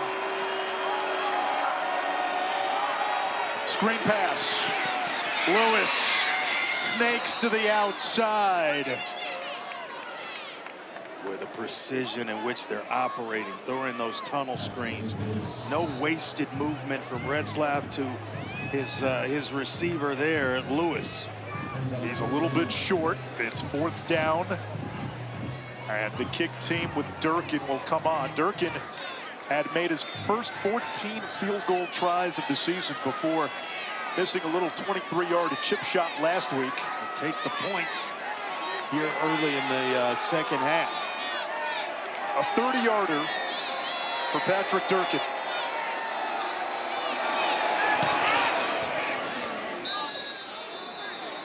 And Tulane tacks on 3 to begin the 3rd.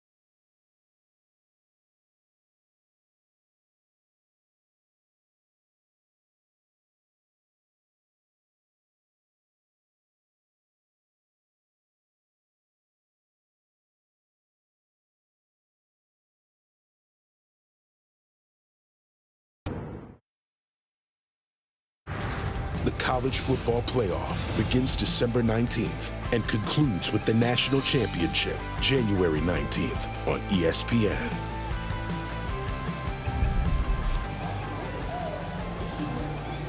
These were the odds going into the night amongst the group of 5 to make the college football playoff. Remember, the big caveat here is it's the group of 5 conference champion who's highest ranked in the final college football rankings that gets that automatic qualifier.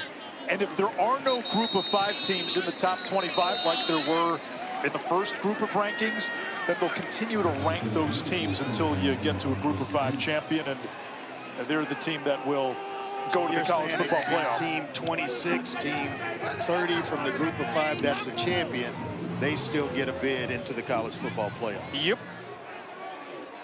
Meanwhile, for Memphis, down by 3 scores, still plenty of time. It's a team that's shown it can come back. We saw it against South Florida.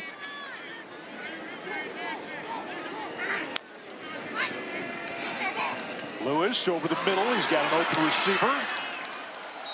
And a first down out to the 40-yard line. That's Hawkins. Kark? Anish, Memphis has been a really good second half team. I spoke to Ryan Silverfield at the half, and he mentioned that they need to sustain drives, and keeping pace with this Tulane offense is going to be really tough. They can't abandon the run game. They've been a really good run game all entire season. And I'll get back to you in just 1 second. Nowhere to go.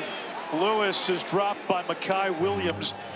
Kark, to your point, they've outscored their opponents by more than 100 points in the second half. But they're dealing with Jake Retzlaff, and that was the second part of everything, and they're not applying any pressure on him. And the one-on-one play on the outside in the perimeter with their corners not holding up. He said we have to get pressure on Retzlaff. He hasn't been touched really the entire game. Outside of the run game, Andre, he's been upright the entire time in the pocket.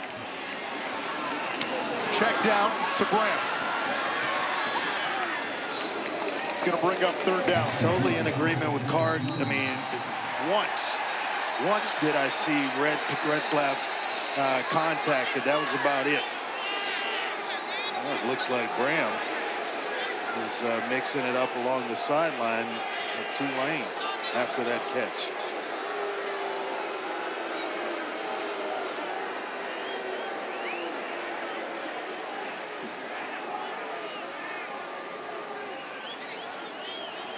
Memphis has got to find the end zone here soon, get themselves back in this thing, and then start to change up some looks defensively so that you cloud what Jake Retzlaff is looking at. Here comes a blitz by Tulane. And they get home. Chris Rogers, second sack of the season. Yeah, you're just going to have to find a way to protect Brendan Lewis, because when they decide to blitz, he's not mobile enough to get away from it. And so he can slide a little bit in the pocket, but if you're asking him to escape with that left ankle, he just can't do it. It's turned him into a pocket passer tonight, and Tulane's taken advantage. 4 sacks.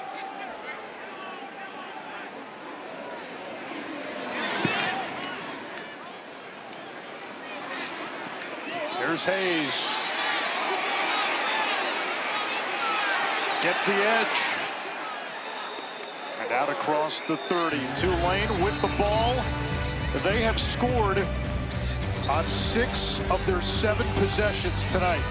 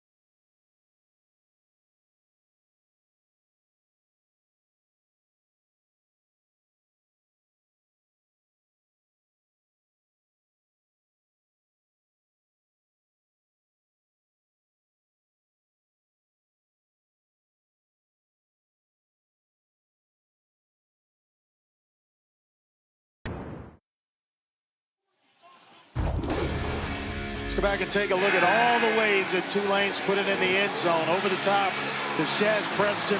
First play of the game for Tulane. Then Jim Gordon finds his way into the end zone. Retzlaff, he runs one in. Then a deep shot to Brown Stevens on a post route. He finds the end zone. And Retzlaff with a little sidearm action into the end zone, hitting Preston for his second of the night. That brings us to 38 with a field goal thrown in there as well. And Tulane they are humming on offense. 7 drives, 5 touchdowns, and that field goal we just talked about. And if this continues, they will shake up that American Conference Polaroid and that Group of 5 playoff picture. Mobley got the call on first down. If Memphis doesn't come back and Tulane wins, it opens the door in the American Conference for teams like, obviously North Texas, which has a clear path to the conference championship. Navy, you can't throw out ECU, obviously Tulane, but even for a team like James Madison in the Sun Belt, which is rooting for chaos in the American, because if James Madison wins they out, slip in. They've got a chance to get to the college football playoff.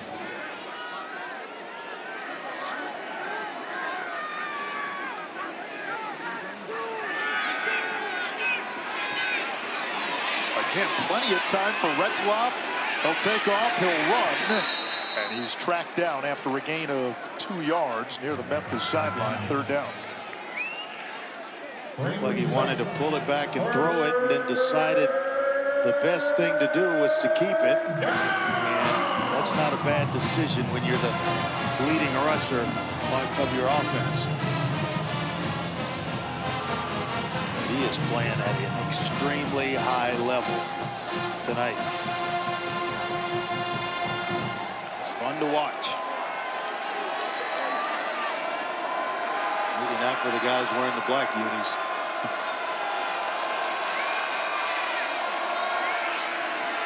Retzlaff keeps it. He gets squashed at the 40, shy of the marker. Cruz Law was the defender that, I don't know that Retzlaff saw him coming from inside out. He decided to cut back or try to cut back, and Law was right there to make sure he was tapped down. A nice defensive stand there for Memphis. Now you got to go get some points. Only the second punt for Tulane. Sutton Smith waits at his own 22.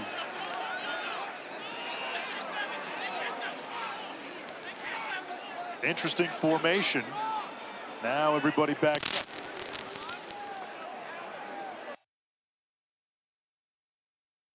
Dig down. And a flag, delay of game. The delay of game, kicking team, 5-yard penalty, 4th down. And now Clark can really hit this thing. That's what he's looking for, that 5 yards where he can just go ahead and nail it.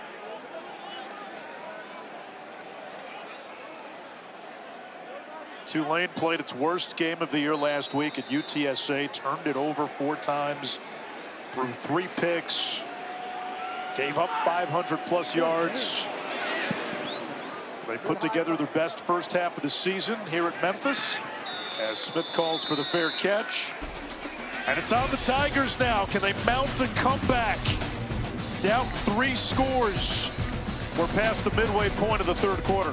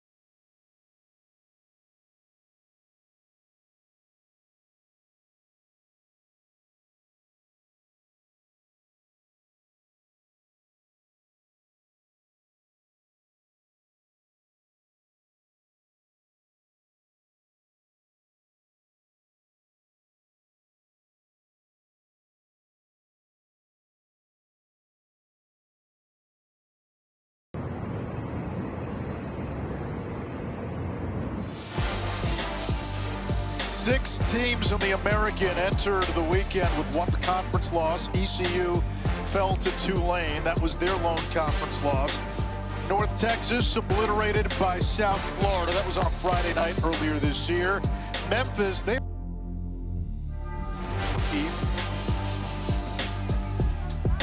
South Florida lost to Memphis, a game in which the Bulls led. Point. Quick throw on first down. It's caught for a minimal gain. Jaden Thompson. Nice job by Thompson of holding on to the football. He was contacted quickly and looked like the ball moved around a little bit, but he was able to hold on to it. Lewis is 18 out of 22, 198 through the air. He's thrown a touchdown. Not a bad night. The other guy on the other sideline has just been superhuman, though. That's a first down catch. It's Hawkins who has the lone Memphis touchdown reception. His first of his career.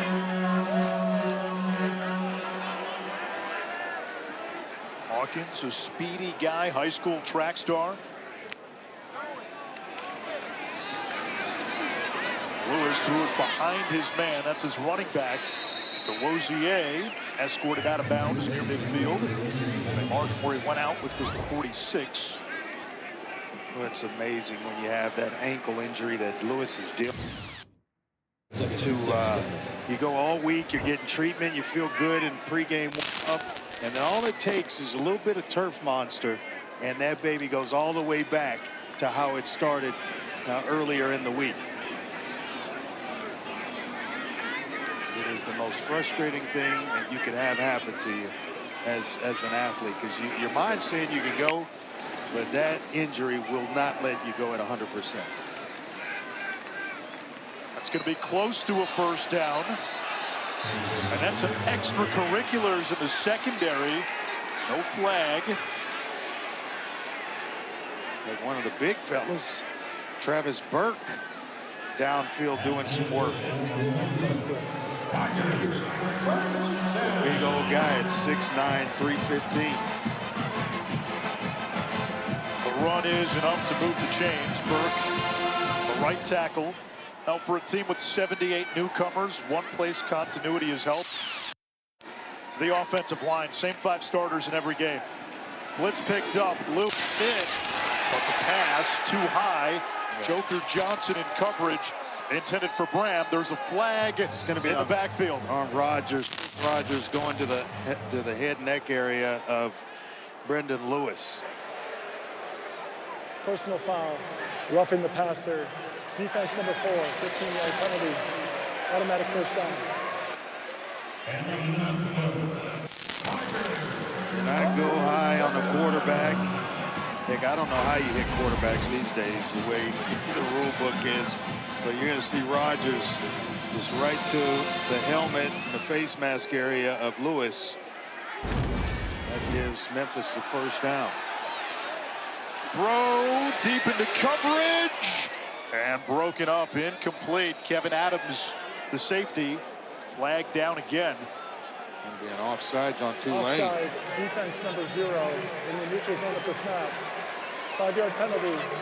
It's first down. So Lewis knew that he had drawn Tulane offsides, had a free play, and decided to go deep with it. But a lot of bodies, edge guys coming across, and the ball is snapped. He knew exactly what he had. Was able to capitalize. Now 1st and 5. Quick screen near side, and Hawkins again for a pickup of 4. Shine with the tackle for Tulane, and this is exactly what Memphis needs. They just got to speed it up a little bit. Lewis is out of the game. Here comes the backup.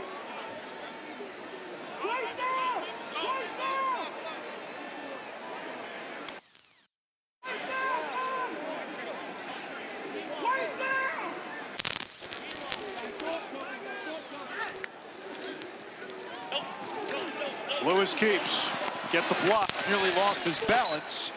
and moves the chains for Memphis, a gain of 10. Well, you got to give it up to Lewis. Lewis is just grinding through it. I mean, gritting his teeth and a little RPO action or design quarterback run.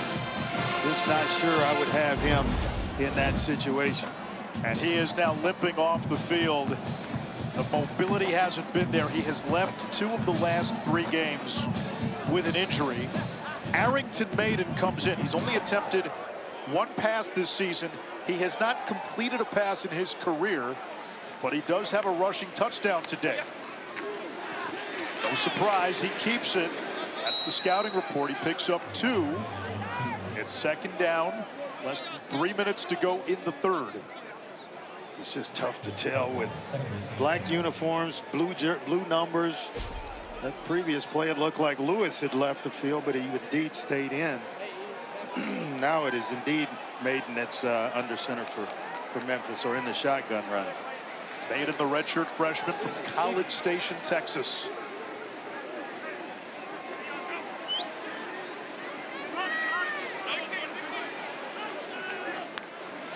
With the play clock at 5. Nancy Gibbs straight up the middle. Pizant for a gain of 5. Frank Pizant had 3 touchdowns in the win against Rice last week. 6th-year senior, 5 years at Middle Tennessee. But we haven't had a chance to see, this full display of running backs that Memphis has, and they've got 3 really talented backs. We hadn't seen them because of what the offensive production of Tulane has kind of forced Memphis out of their game plan early. Now you've got a running quarterback in Maiden. Wishbone out of the pistol, and Pizant is met immediately. He lost yardage. It brings up 4th down. Cam Hamilton, an all-conference player last year with the TFL. And he played it perfectly. Just kind of gives the indication that he's going down inside, flashes back out after Maiden hands the ball off, and does a nice job with that tackle. That's just played extremely well by Cameron Hamilton. 4th down, you've got a quarterback in Maiden who has never completed a pass at this level. He's only attempted 1 throw this season. He's going to run. Knocked down at the goal line. Did he get in? No, but it sets up a 1st and goal. So they boot him out. The instinct was to run. He takes a big hit, but moves the chains. So he looks like he's shaking up himself. I thought he got in the end zone, Anish, but maybe a knee or something came down just shy of the goal line. But it looks like he's going to be able to walk in. They'd spinning him around as he's being tackled. Does any part of that ball cross the goal line before he gets in? Watching that view, I don't think so. No closer look from the replay booth. Maiden stays in. He'll run. Doesn't get there.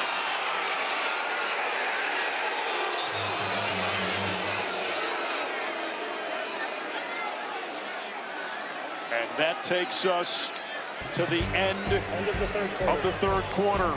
Tulane's won 31 straight when leading after 3.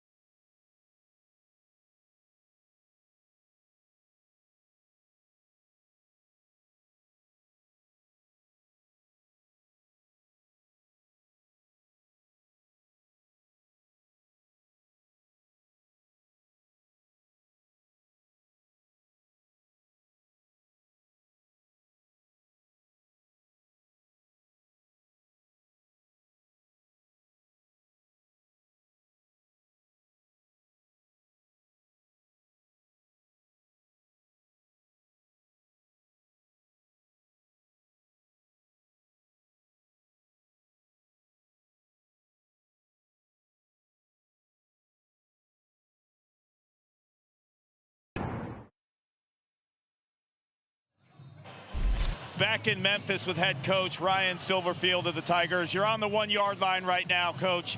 What's critical for your offense moving forward to match this Tulane offense in the fourth quarter? Obviously, we got to score points, and then defensively, we got to stop giving up the explosive. They're going to obviously try to run the ball in the fourth quarter.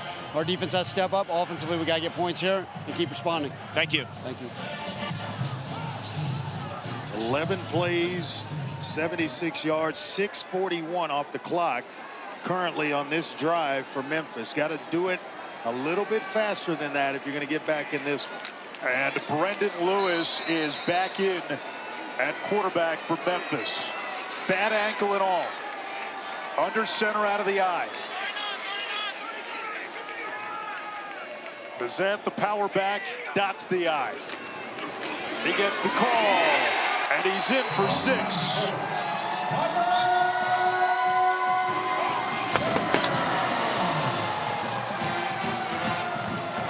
What he's known for, good short yardage runner, tough, willing to take on defenders. They do a nice job on that left side going behind Malachi Breland and Chris Adams. They open up a nice crease there for Bizon. Go for 2 here. Analytics should play. Memphis on the season just 1 for 4 on a 2-point try.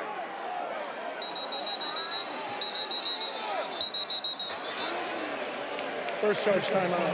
Tulane. 30 seconds. That gets Tulane to use a timeout. Still a lot of time left. Only 1 play into the fourth quarter. Memphis came in as the projected 12 seed and group of 5 representative in the college football playoff. They've now scored at least 20 in 50 consecutive games, longest streak in the FBS. That's amazing. There's a lot going right every single week. And when you're doing that, you're going to be in a lot of games. It's why they've won a lot of games around here under Ryan Silverfield. They've won 11 straight at home. But Tulane's a team that has won 17 of its last 21 on the road. One of those road losses was last week against UTSA. And then back September 20th against the good Ole Miss team.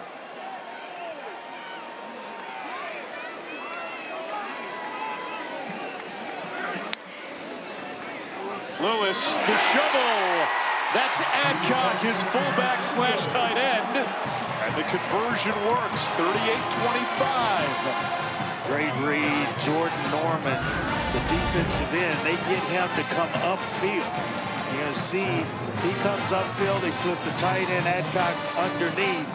And it's just basically a walk-in for the fullback / tight end of Memphis. His offensive coordinator, Tim Cramsey, calls Adcock meat. Excellent blocker, solid receiving skills. There's a lot of time in this game. You got a full complement of timeouts. There's Memphis, and we are a long way from the finish line. We were talking in the break. If you're Tulane, with all this time left, you've been so successful in the passing game. It's easy to say run the ball. You run the ball, you get a 3 and out. Memphis scores. The whole complexion of this game changes. You got to continue with a game plan. The way you started is how you continue. And you got to basically make Memphis quit. You got to force them. As long as they're trying to score, you are scoring. When you see that they fold up the tent, then you back off a little bit. But you cannot allow 3 and outs to happen offensively. You take a hot quarterback like Retzlaff and cool him off yourself.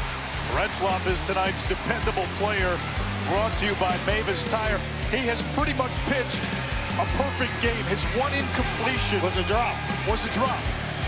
Justin Reed dropped one along the sideline. But other than that, Retzlaff would be, just perfect. 17 of 17, but that one drop knocks him down to 16 of 17, 332 and 3 touchdowns. Incredible. What a night. Play action, they will throw. Incomplete, just his second incompletion of the game. I think he saw the corner kind of falling off as he's trying to go to Brown-Stevens, and then he just, you know, you start to grip it a little tighter when you want it back, but you're already in motion, and that one just did a nosedive about 10 yards away from Brown-Stevens. And one of the few times tonight this Tulane offense behind schedule. Yeah. Memphis has not brought a lot of pressure. McClure driven back at about the 30-yard line and brings up a 3rd down and 5. That's a nice little misdirection play. You pitch it to McClure thinking that he's going to go to the offense's right, defense's left. But then he runs it like a counter and comes back the other way from a pitch. Well-designed play by Joe Craddock, the offensive coordinator for Tulane. And puts him, to your point, puts him right back on schedule. Due to Barnes in at running back.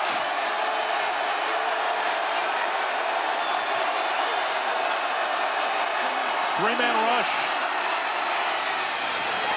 Retzlaff's pass incomplete. Wanted Brown-Stevens, second to drop. The throw was there. Memphis gets the 3 and out it needed.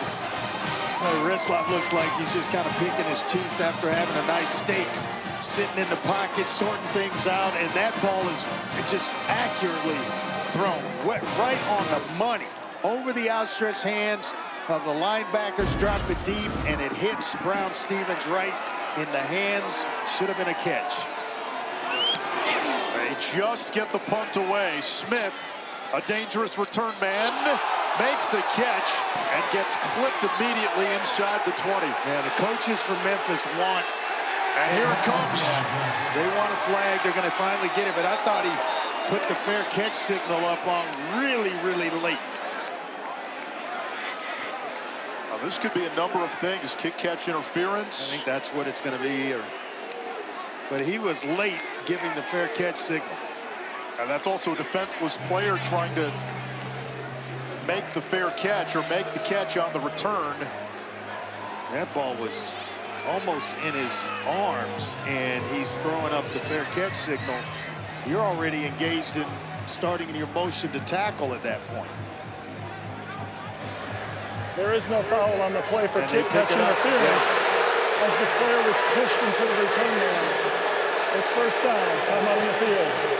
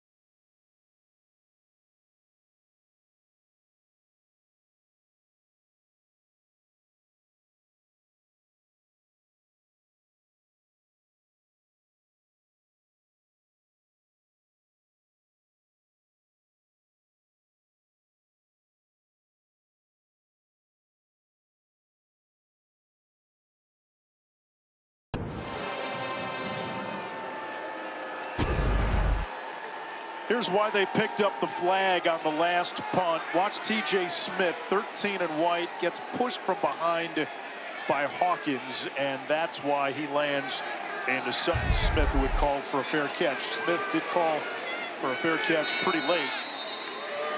Memphis got the 3-and-out it needed. They've got the ball back. What can Brendan Lewis do? First down, he completes. He's 22 out of 26 tonight. Jaden Thompson with a gain of 7. Remember, this Memphis team trailed by 2 touchdowns entering the fourth quarter against USF. They won that game. They were down 38-17 at the start of the fourth quarter tonight. And you're right about Brendan Lewis. He looks like he's just kind of out for a stroll, not playing quarterback in a football game, a college football game. He's so relaxed that you know, things are flying around. He's unfazed by it. The poise is just off the charts. The drumbeat grows, the heartbeat slows. And he'll take the check down again to his running back. Sutton Smith with a gain of 8 and a first down. We've also seen that maturity, Andre. Yeah. If it's not there downfield, he doesn't force it. Check it down. You know, he's played a lot of football, and he knows what gets him into trouble and what doesn't. And taking check downs when they're in zone does not get you in trouble. Deep zone drops, throw it underneath, and let a guy like Sutton Smith go to work for you.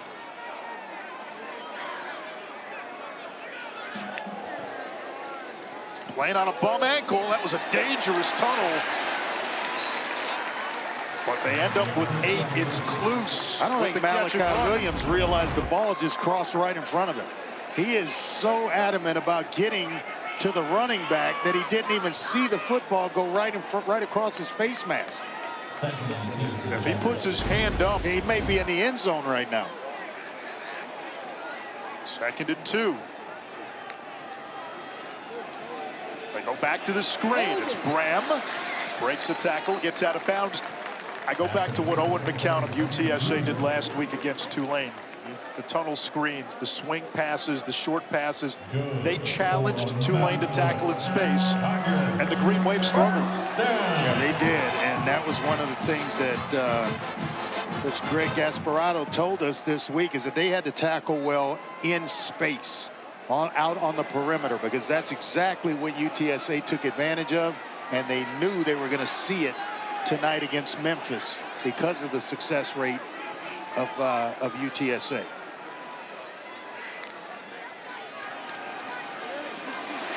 There's pressure, and they get home again. It's Cameron Hamilton. And that just shows you the lack of mobility by Brendan Lewis, because if he can step up into the pocket, he's basically protected, but he keeps drifting backwards, and so that allows Hamilton to get home and finish things off with a sack. Lewis, with that ankle, just does not have the usual mobility. 5 sacks for Tulane.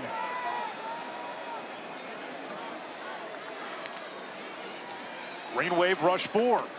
Another screen. It's Bram again. That's his 9th catch. He gets 8 back. It's 3rd and long. Hopper the tackle upfield. All right, if you're Tulane, you know the mobility is limited with Lewis. Do you bring some heat? I would bring the heat, get the ball out of his hands, and then you know, latch on in man-to-man coverage, play close man. But you're depending on the blitzer to get home and get the ball out of his hands. And here they come off the edge. Everything's been a check down, a short pass, a screen. Here they come. Rodgers puts the hit on the QB. It's caught downfield. First down, Memphis. Inside the 30, back to old reliable Cortez Brad. Jamion White just kind of overruns the football. And White comes back to catch it. Excuse me. Brad comes back to catch it and makes it a nice big play and continues the drive. But boy, we are headed for a fantastic finish. Zone read, Lewis keeps. And run out of bounds by Joker Johnson. Yeah, Tim Cramsey's got to get away from that. I know he wants to keep Tulane honest, but it's at the expense of Lewis, and he's just not mobile enough to run plays where they're designed quarterback runs without putting him in harm's way, because he's nowhere near close to being healthy. Weight of that ankle holding up Memphis' playoff hopes, a chance at playing for the conference championship. Brendan Lewis on that bum ankle, 27 of 31. 285 through the air, and now movement. Delay a game as well. The play clock was all the way down to 0. False start. Offense, number 70.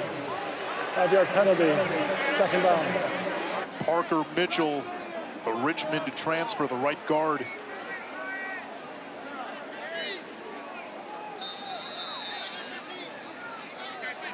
Down 2 scores. Is a field goal still in play if that's what happens, or do you have to treat this as 4-down territory? Well, not yet. But boy, they need to get going faster. I'd be in some no huddle stuff by now.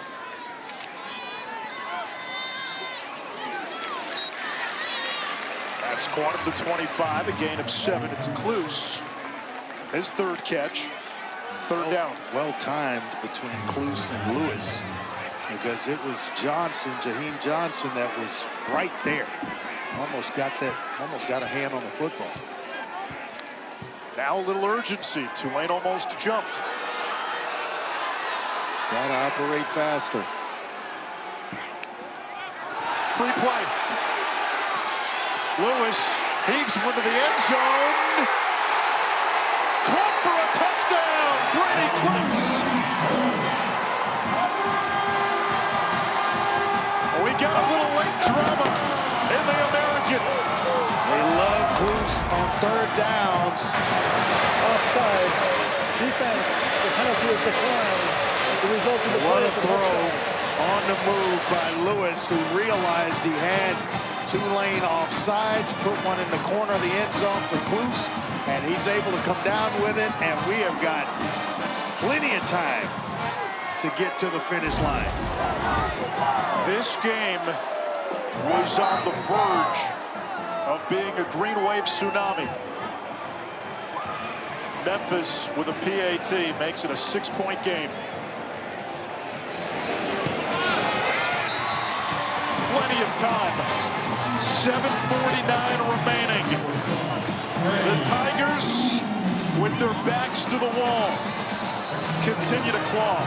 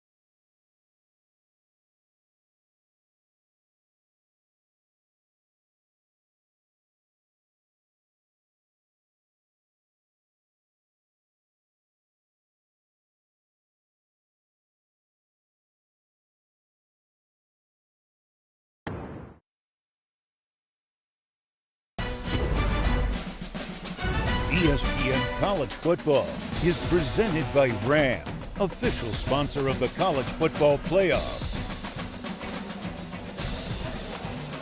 Like a charging tiger of rebellion, Memphis down 38-17 at the start of the fourth quarter has closed to 6. 7:49 remaining here in the fourth quarter. And Ashraf, Andre Ware, Paul Carcaterra, Jake Retzlaff has played his best game of the season as a passer. He's got gunslinger in him. What are you telling him, Andre? If I'm Joe Craddock, the offensive coordinator, I'm telling him, look, just take what's there. We don't need to be a superhero. You don't have to go win it by yourself. We need to get to the finish line with more points than Memphis. That's all that matters at this point. Here's the ABC Saturday College Football lineup. Good one in Lubbock. Game day is going to be there. Big 12 superiority on the line. BYU and Texas Tech. Texas A&M #3 in the first college football playoff rankings. They go to Como, LSU's first game since the Brian Kelly firing. Slate of games there, man. They take on Ty Simpson, the Heisman hopeful, and Alabama.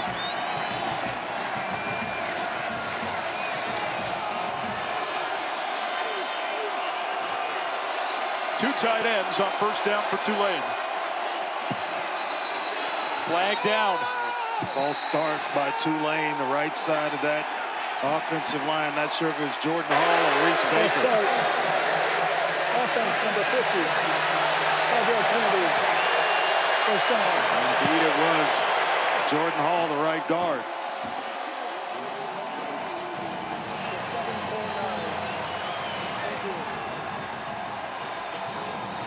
About the resiliency of the Memphis Tigers tonight, Ryan Silverfield's team. You could have easily just kind of wrote it off as it's not our night. That's not the case. They are right back in this game, cut it to 6 and plenty of time. They told us 78 newcomers, most in college football, but this team is together and they play together. Gordon bottled up, got a yard, second and long. The safety, Bracey. Stay within the game plan here. You don't have to abandon it. Nice little end around to Bohannon. And do what? Right there on the spot is Chris Bracey. Bohannon, I beg your pardon. Now Gordon is the running back. Second and long.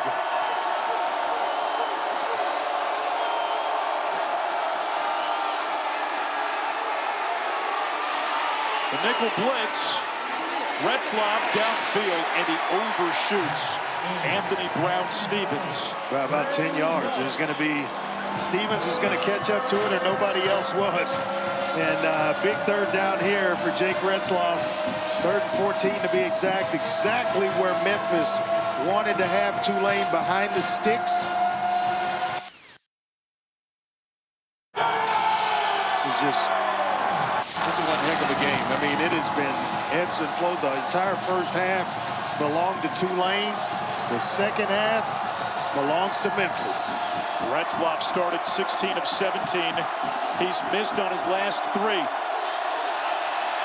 Pressure. Throwing on the run. Broken up. Incomplete. Bracey. I think it's Bracey again with the pass defended. Lays out and is able to get a hand on the football just enough to get it out. Retzlaff feeling pressure for one of the few times in this game. Memphis able to get home with a blitz, and Bracey with one heck of a pass breakup to force a punt here. Alec Clark averages 47 yards a kick. This is a short punt. Sutton Smith flagged down. He's tackled immediately at the 37.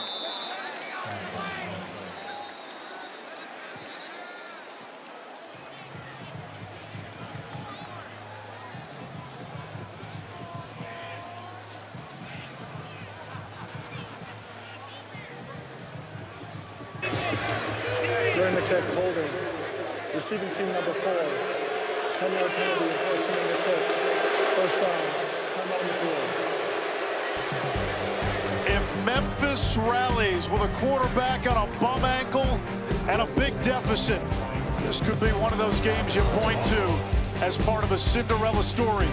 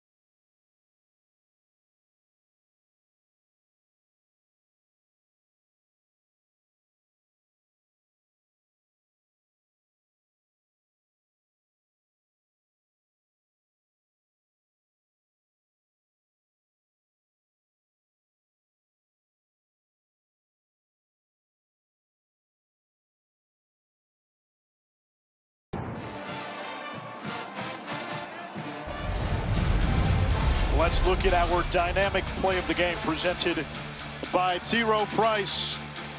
Memphis trailed by 21 going into the fourth quarter. This touchdown from Lewis to Kluse got the Tigers to within 6. And from the dying embers, they've managed to forge a bit of a fire. Win probability was at 1% entering the fourth quarter. Lewis thrown to the ground. Harvey Dyson, one of their top pass rushers. 5th sack of the season for Dyson. Just can't take that sack. Oh, you can't take it. Throw it away. Something, whatever you got to do, you can't take that sack. A dozen sacks by this Tulane defense. 2nd and long.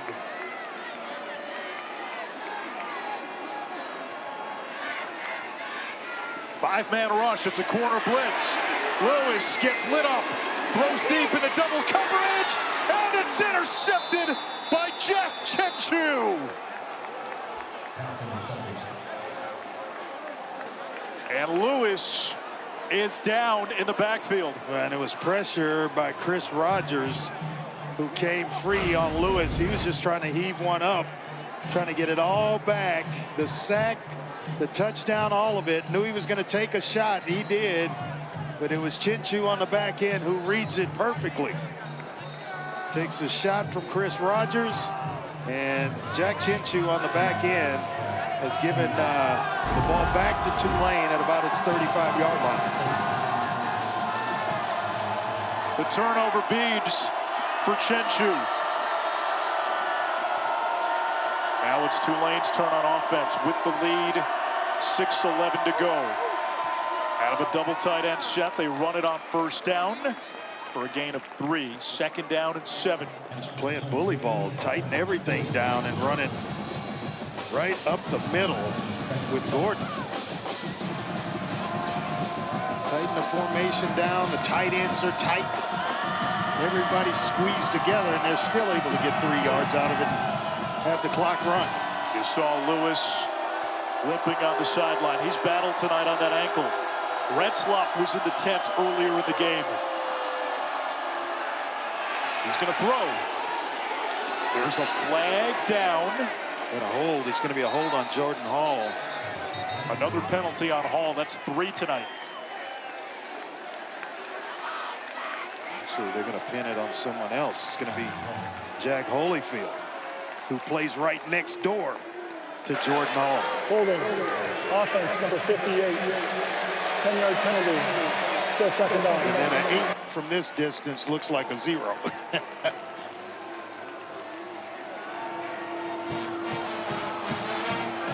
It's Simmons Bank Liberty Stadium, affectionately for years the Liberty Bowl, undergoing a massive $220 million renovation. Who wants it more? That's what it's going to come down to here as we near or get closer to 5 minutes. Tulane needs the 45. Retzlaff with a sidearm throw, incomplete. It's now 3rd and long. And to your earlier point, if you're Retzlaff, you've got to understand, right? The situation, your team's got the lead. Don't force a throw. Yeah, not the time to be a superhero, not the time to squeeze it into coverage. Kind of take what's there. If it's a run and then a catch and run for a first down, that's how you got to do it. Live with that, but don't force it into coverage and have this ball intercepted with a short field.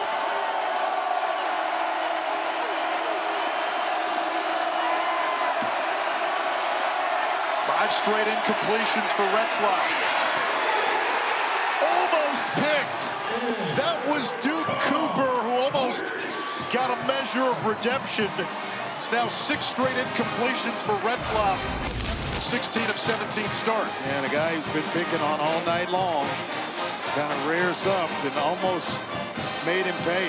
He had his hands on it, went right around the intended receiver, Lewis, and just couldn't hold on to it, Anish. And that's what we talked about. That was the first real risky throw by Retzlaff tonight. Fair catch made by Smith at the 28. Another chance for Memphis. 4:59 to go in regulation. A touchdown into PAT gives the Tigers a lead in a game in which Memphis trailed by 21 going into the 4th quarter. Let's reset the stakes. Memphis came into the game as the projected group of 5 playoff participants. For the Tigers to get to the college football playoff, everything's in front of them. They control everything. If they win out and they win the American Conference Championship, they are in the college football playoff, but they've got to get past Tulane first. And you literally have to take them one at a time, because if you blow through the regular season and you wind up winning them all, you still have a team like South Florida waiting on you for redemption.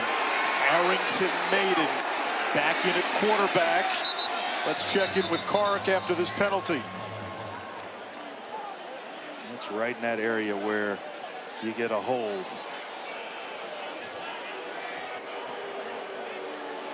So Brendan Lewis on the bench.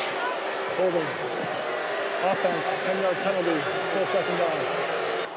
Gentlemen, Brendan Lewis cannot apply any pressure on his lower half. We know the ankle injury coming in. He's been sacked 6 times. So now Arrington Maiden, who's attempted 1 pass all season, Tulane is going to force him to be a passer down the stretch here. The one thing he has going for him, he's got the crowd behind him. This place has gotten berserk in the 4th quarter with all these Memphis runs.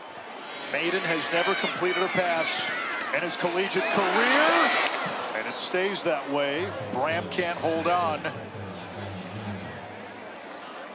Just the 2nd pass attempt of the season for the redshirt freshman, who replaced an injured Lewis in the 4th quarter last week as well. Well, you just hate to see Lewis not be able to finish this one. So close, an opportunity, a big opportunity for his team. All the momentum in this one, and he just can't finish it. Maiden spins away. Nice. And they rule that a catch. It's a heck of a time for first collegiate completion. And it sets up a third down at about 9. Right along the sideline. Nice job by Kluse keeping his toes in bounds. 5 catches, 61 yards for Kluse. Flag down. And a completion across midfield. Back to Kluse. That was a free play. This is going to stand. The penalty is declined. The result of the play is a first down. That's twice now on a Tulane offsides. Memphis has connected downfield. And both to Kluse.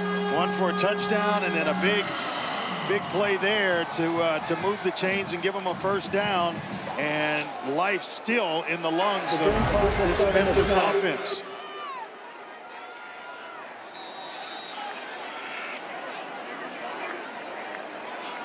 This game has been a roller coaster ride, now in the hands of a backup quarterback.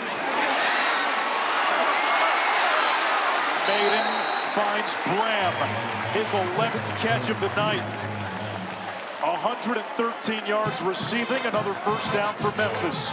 The big receiver at 6'2", 201 is able to shake free of the smaller corner in Jaheim Johnson and pick up a couple of extra yards. Tell you what, that's 3 in a row for Maiden.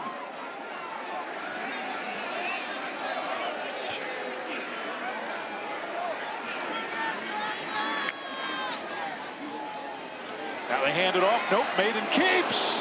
What a play in the backfield. Kevin Adams. Guy that played a lot last year, but is now a rotational player, and this is in the open field. One of the things that Tulane felt it had to do was tackle well out on the perimeter. Well, guess what? Kevin Adams, the third, right there with a big open field tackle on Arrington Maiden. On second down. Maiden, there's the check down. And DeRosier for 7. It sets up third down. Obviously 4-down territory.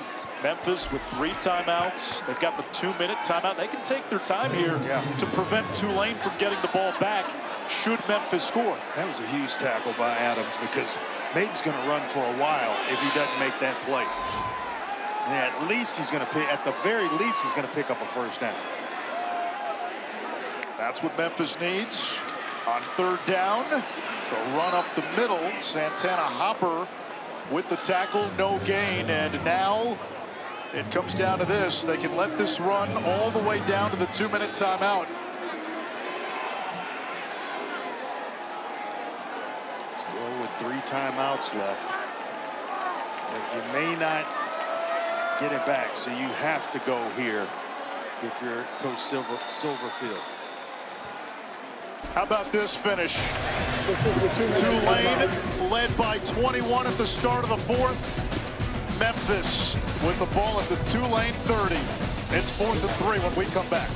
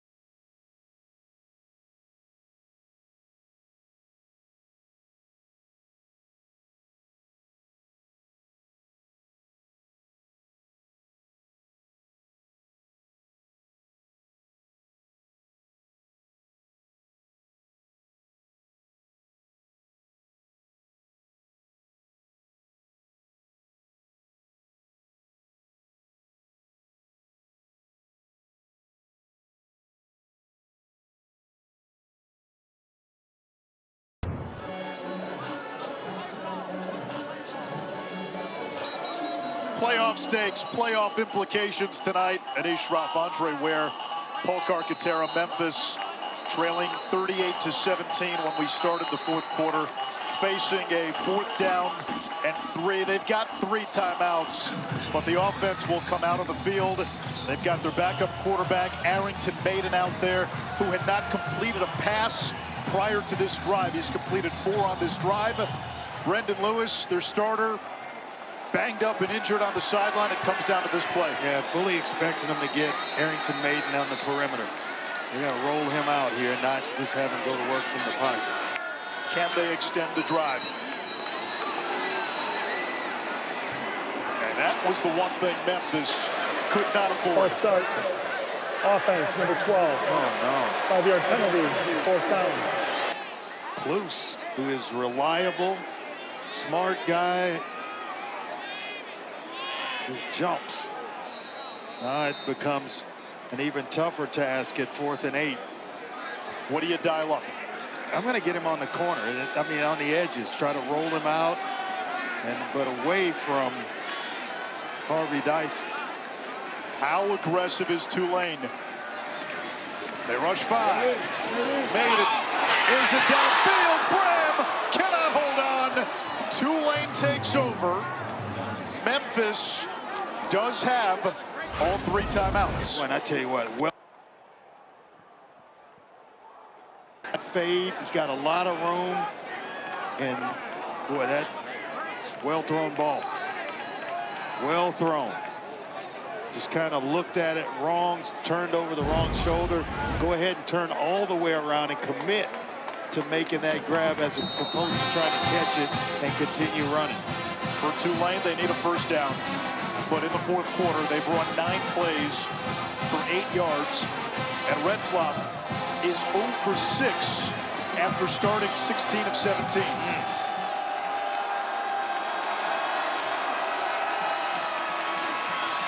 Gordon for a gain of about 3 or 4. Timeout Memphis. 1:50 to go. First charge timeout of the half. Memphis, please reset the clock. It's a 1:51, 1:51. Sports Center with Michael Eaves follows our game. What a Friday night it's been. You've got Memphis trying to play itself into the conference championship picture. That's why, like Han Solo says, never tell me the odds. Because playoff odds, playoff projections for the group of 5, it's a different formula in the sense that at the end of the day, if you don't win your conference, forget about it. Doesn't matter. Doesn't matter. Unless you're an at-large, and nobody from the group of 5 is getting an at-large this year. And a loss here for Memphis would take them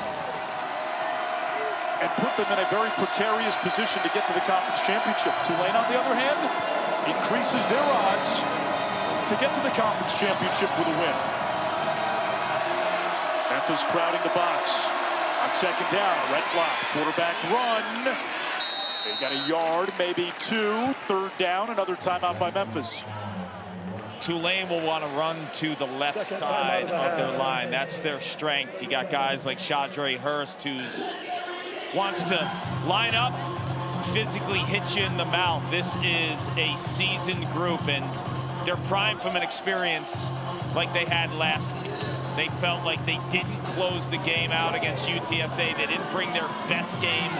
And the challenge this week was to physically give it to Memphis. And when you look at guys like Sajay Hurst, I mean, here's Guy Andre. We talk about linebackers with neck rolls. This is an offensive lineman. He doesn't have tape even on his wrists. Yeah, he is a guy that plays with an angry streak, loves contact, loves one-on-one matchups, and he loves run blocking. We saw Tulane with some great escapes against ECU and Army. 3rd down and 4. A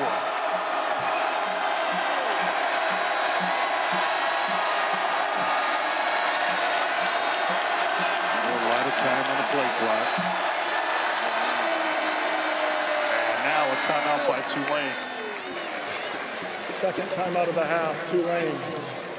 30 seconds. A Tulane team that early in the year banked wins against Northwestern and Duke. Lost at Ole Miss, no shame in that. The surprise was last Thursday at UTSA. They bounced back. John Summerall told us the theme this week was so what, now what? Yeah, you lost to UTSA. What do you do now? They had Memphis on the ropes and have had the Tigers on the ropes for most of this game. If they get through Memphis and win today, it's a pretty favorable remaining schedule. Yeah, Florida Atlantic, Temple, who's having a pretty good season in their own right. And then you close it out with Charlotte, a game that they will obviously be favored in. So got to finish this one first. Still time on the clock, and Memphis with the lone timeout.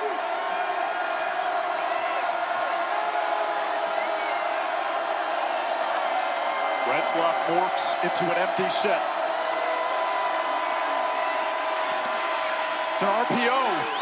He runs, and he's got the first down for Tulane. They put the ball in the hands of their best offensive player.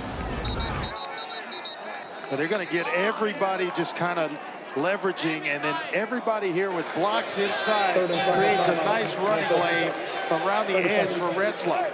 And he takes full advantage. They got man-to-man. Guys are running down the field, covering receivers, and nobody sees Retzlaff escape around the edge and picking up the first down. How good has he been tonight? Really good. There are times that I thought once Memphis started to make its comeback that he tried to do a bit too much, but then he kind of reeled it back in and, hey, I got to go win a football game, do it the smart way, not put my team at risk. And he's had one heck of a night. Memphis used up its final timeout. Tulane is on the verge. Victory formation. One of my favorite play. Last year, Memphis thwarted Tulane's bid to host the American Conference Championship game. Tulane had to go to Army, where they lost. Now Tulane may have ended Memphis's shot, not only at a conference championship, but at the college football playoff.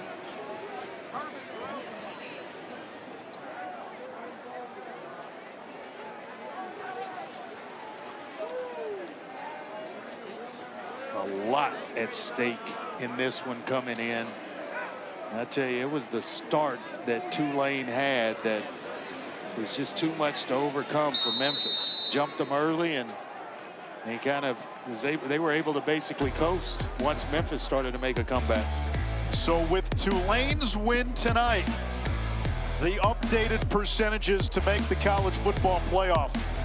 South Florida, they jump up to 39%. North Texas has the easiest path of the American Conference contenders to get to the conference championship game. They've got UAB and Rice on the road, and then they finish with a home game at Temple. And if my memory's right, they've already taken care of Navy. They took care of Navy last week. Tulane gets the win against Memphis, a bounce-back performance for the Green Wave on the road against the Tigers team that was the projected Group of 5 playoff team entering the night. Jake Retzlaff was sublime. 4 touchdowns, 3 through the air, 1 on the ground. Paul? Coach, you're smiling. You're smiling with your family right now. A little close at the end, but we have to talk about your quarterback, Jake Retzlaff. I mean, last week was his toughest outing in a Tulane jersey, and today he responded. What did you learn about him? He's a tough dude, man. Like, I'll walk down a dark alley with Jake Retzlaff, Brennan Sullivan, that quarterback room, I'll go anywhere with him. The theme this week, so what, now what? What's the best part of coaching this team? I love these guys. They're fun. They've driven me crazy at times this year. I've said it all year, we're young, but man, like, they're keeping me young or they're gonna make me grow old real fast, one of the two. But man, I'm just so proud of their fight, because last week sucked. We all knew it was like our worst game we could possibly play, and for them to respond and pick themselves up, it shows how mentally tough they are. You are young, only 5 returning starters. You're doing an amazing job. Enjoy this with the family. RMFW, you know what that means. Jersey 3. John Summerall and Tulane now 4-1 in conference play. They bounce back from that loss at UTSA in a big way with one of their biggest wins of the season on the road at Memphis. For Ryan Silverfield's Tigers, you wonder what lies ahead. But Tulane still in the hunt for a conference championship, still in the hunt for a college football playoff berth. Time for SportsCenter with Michael Eaves.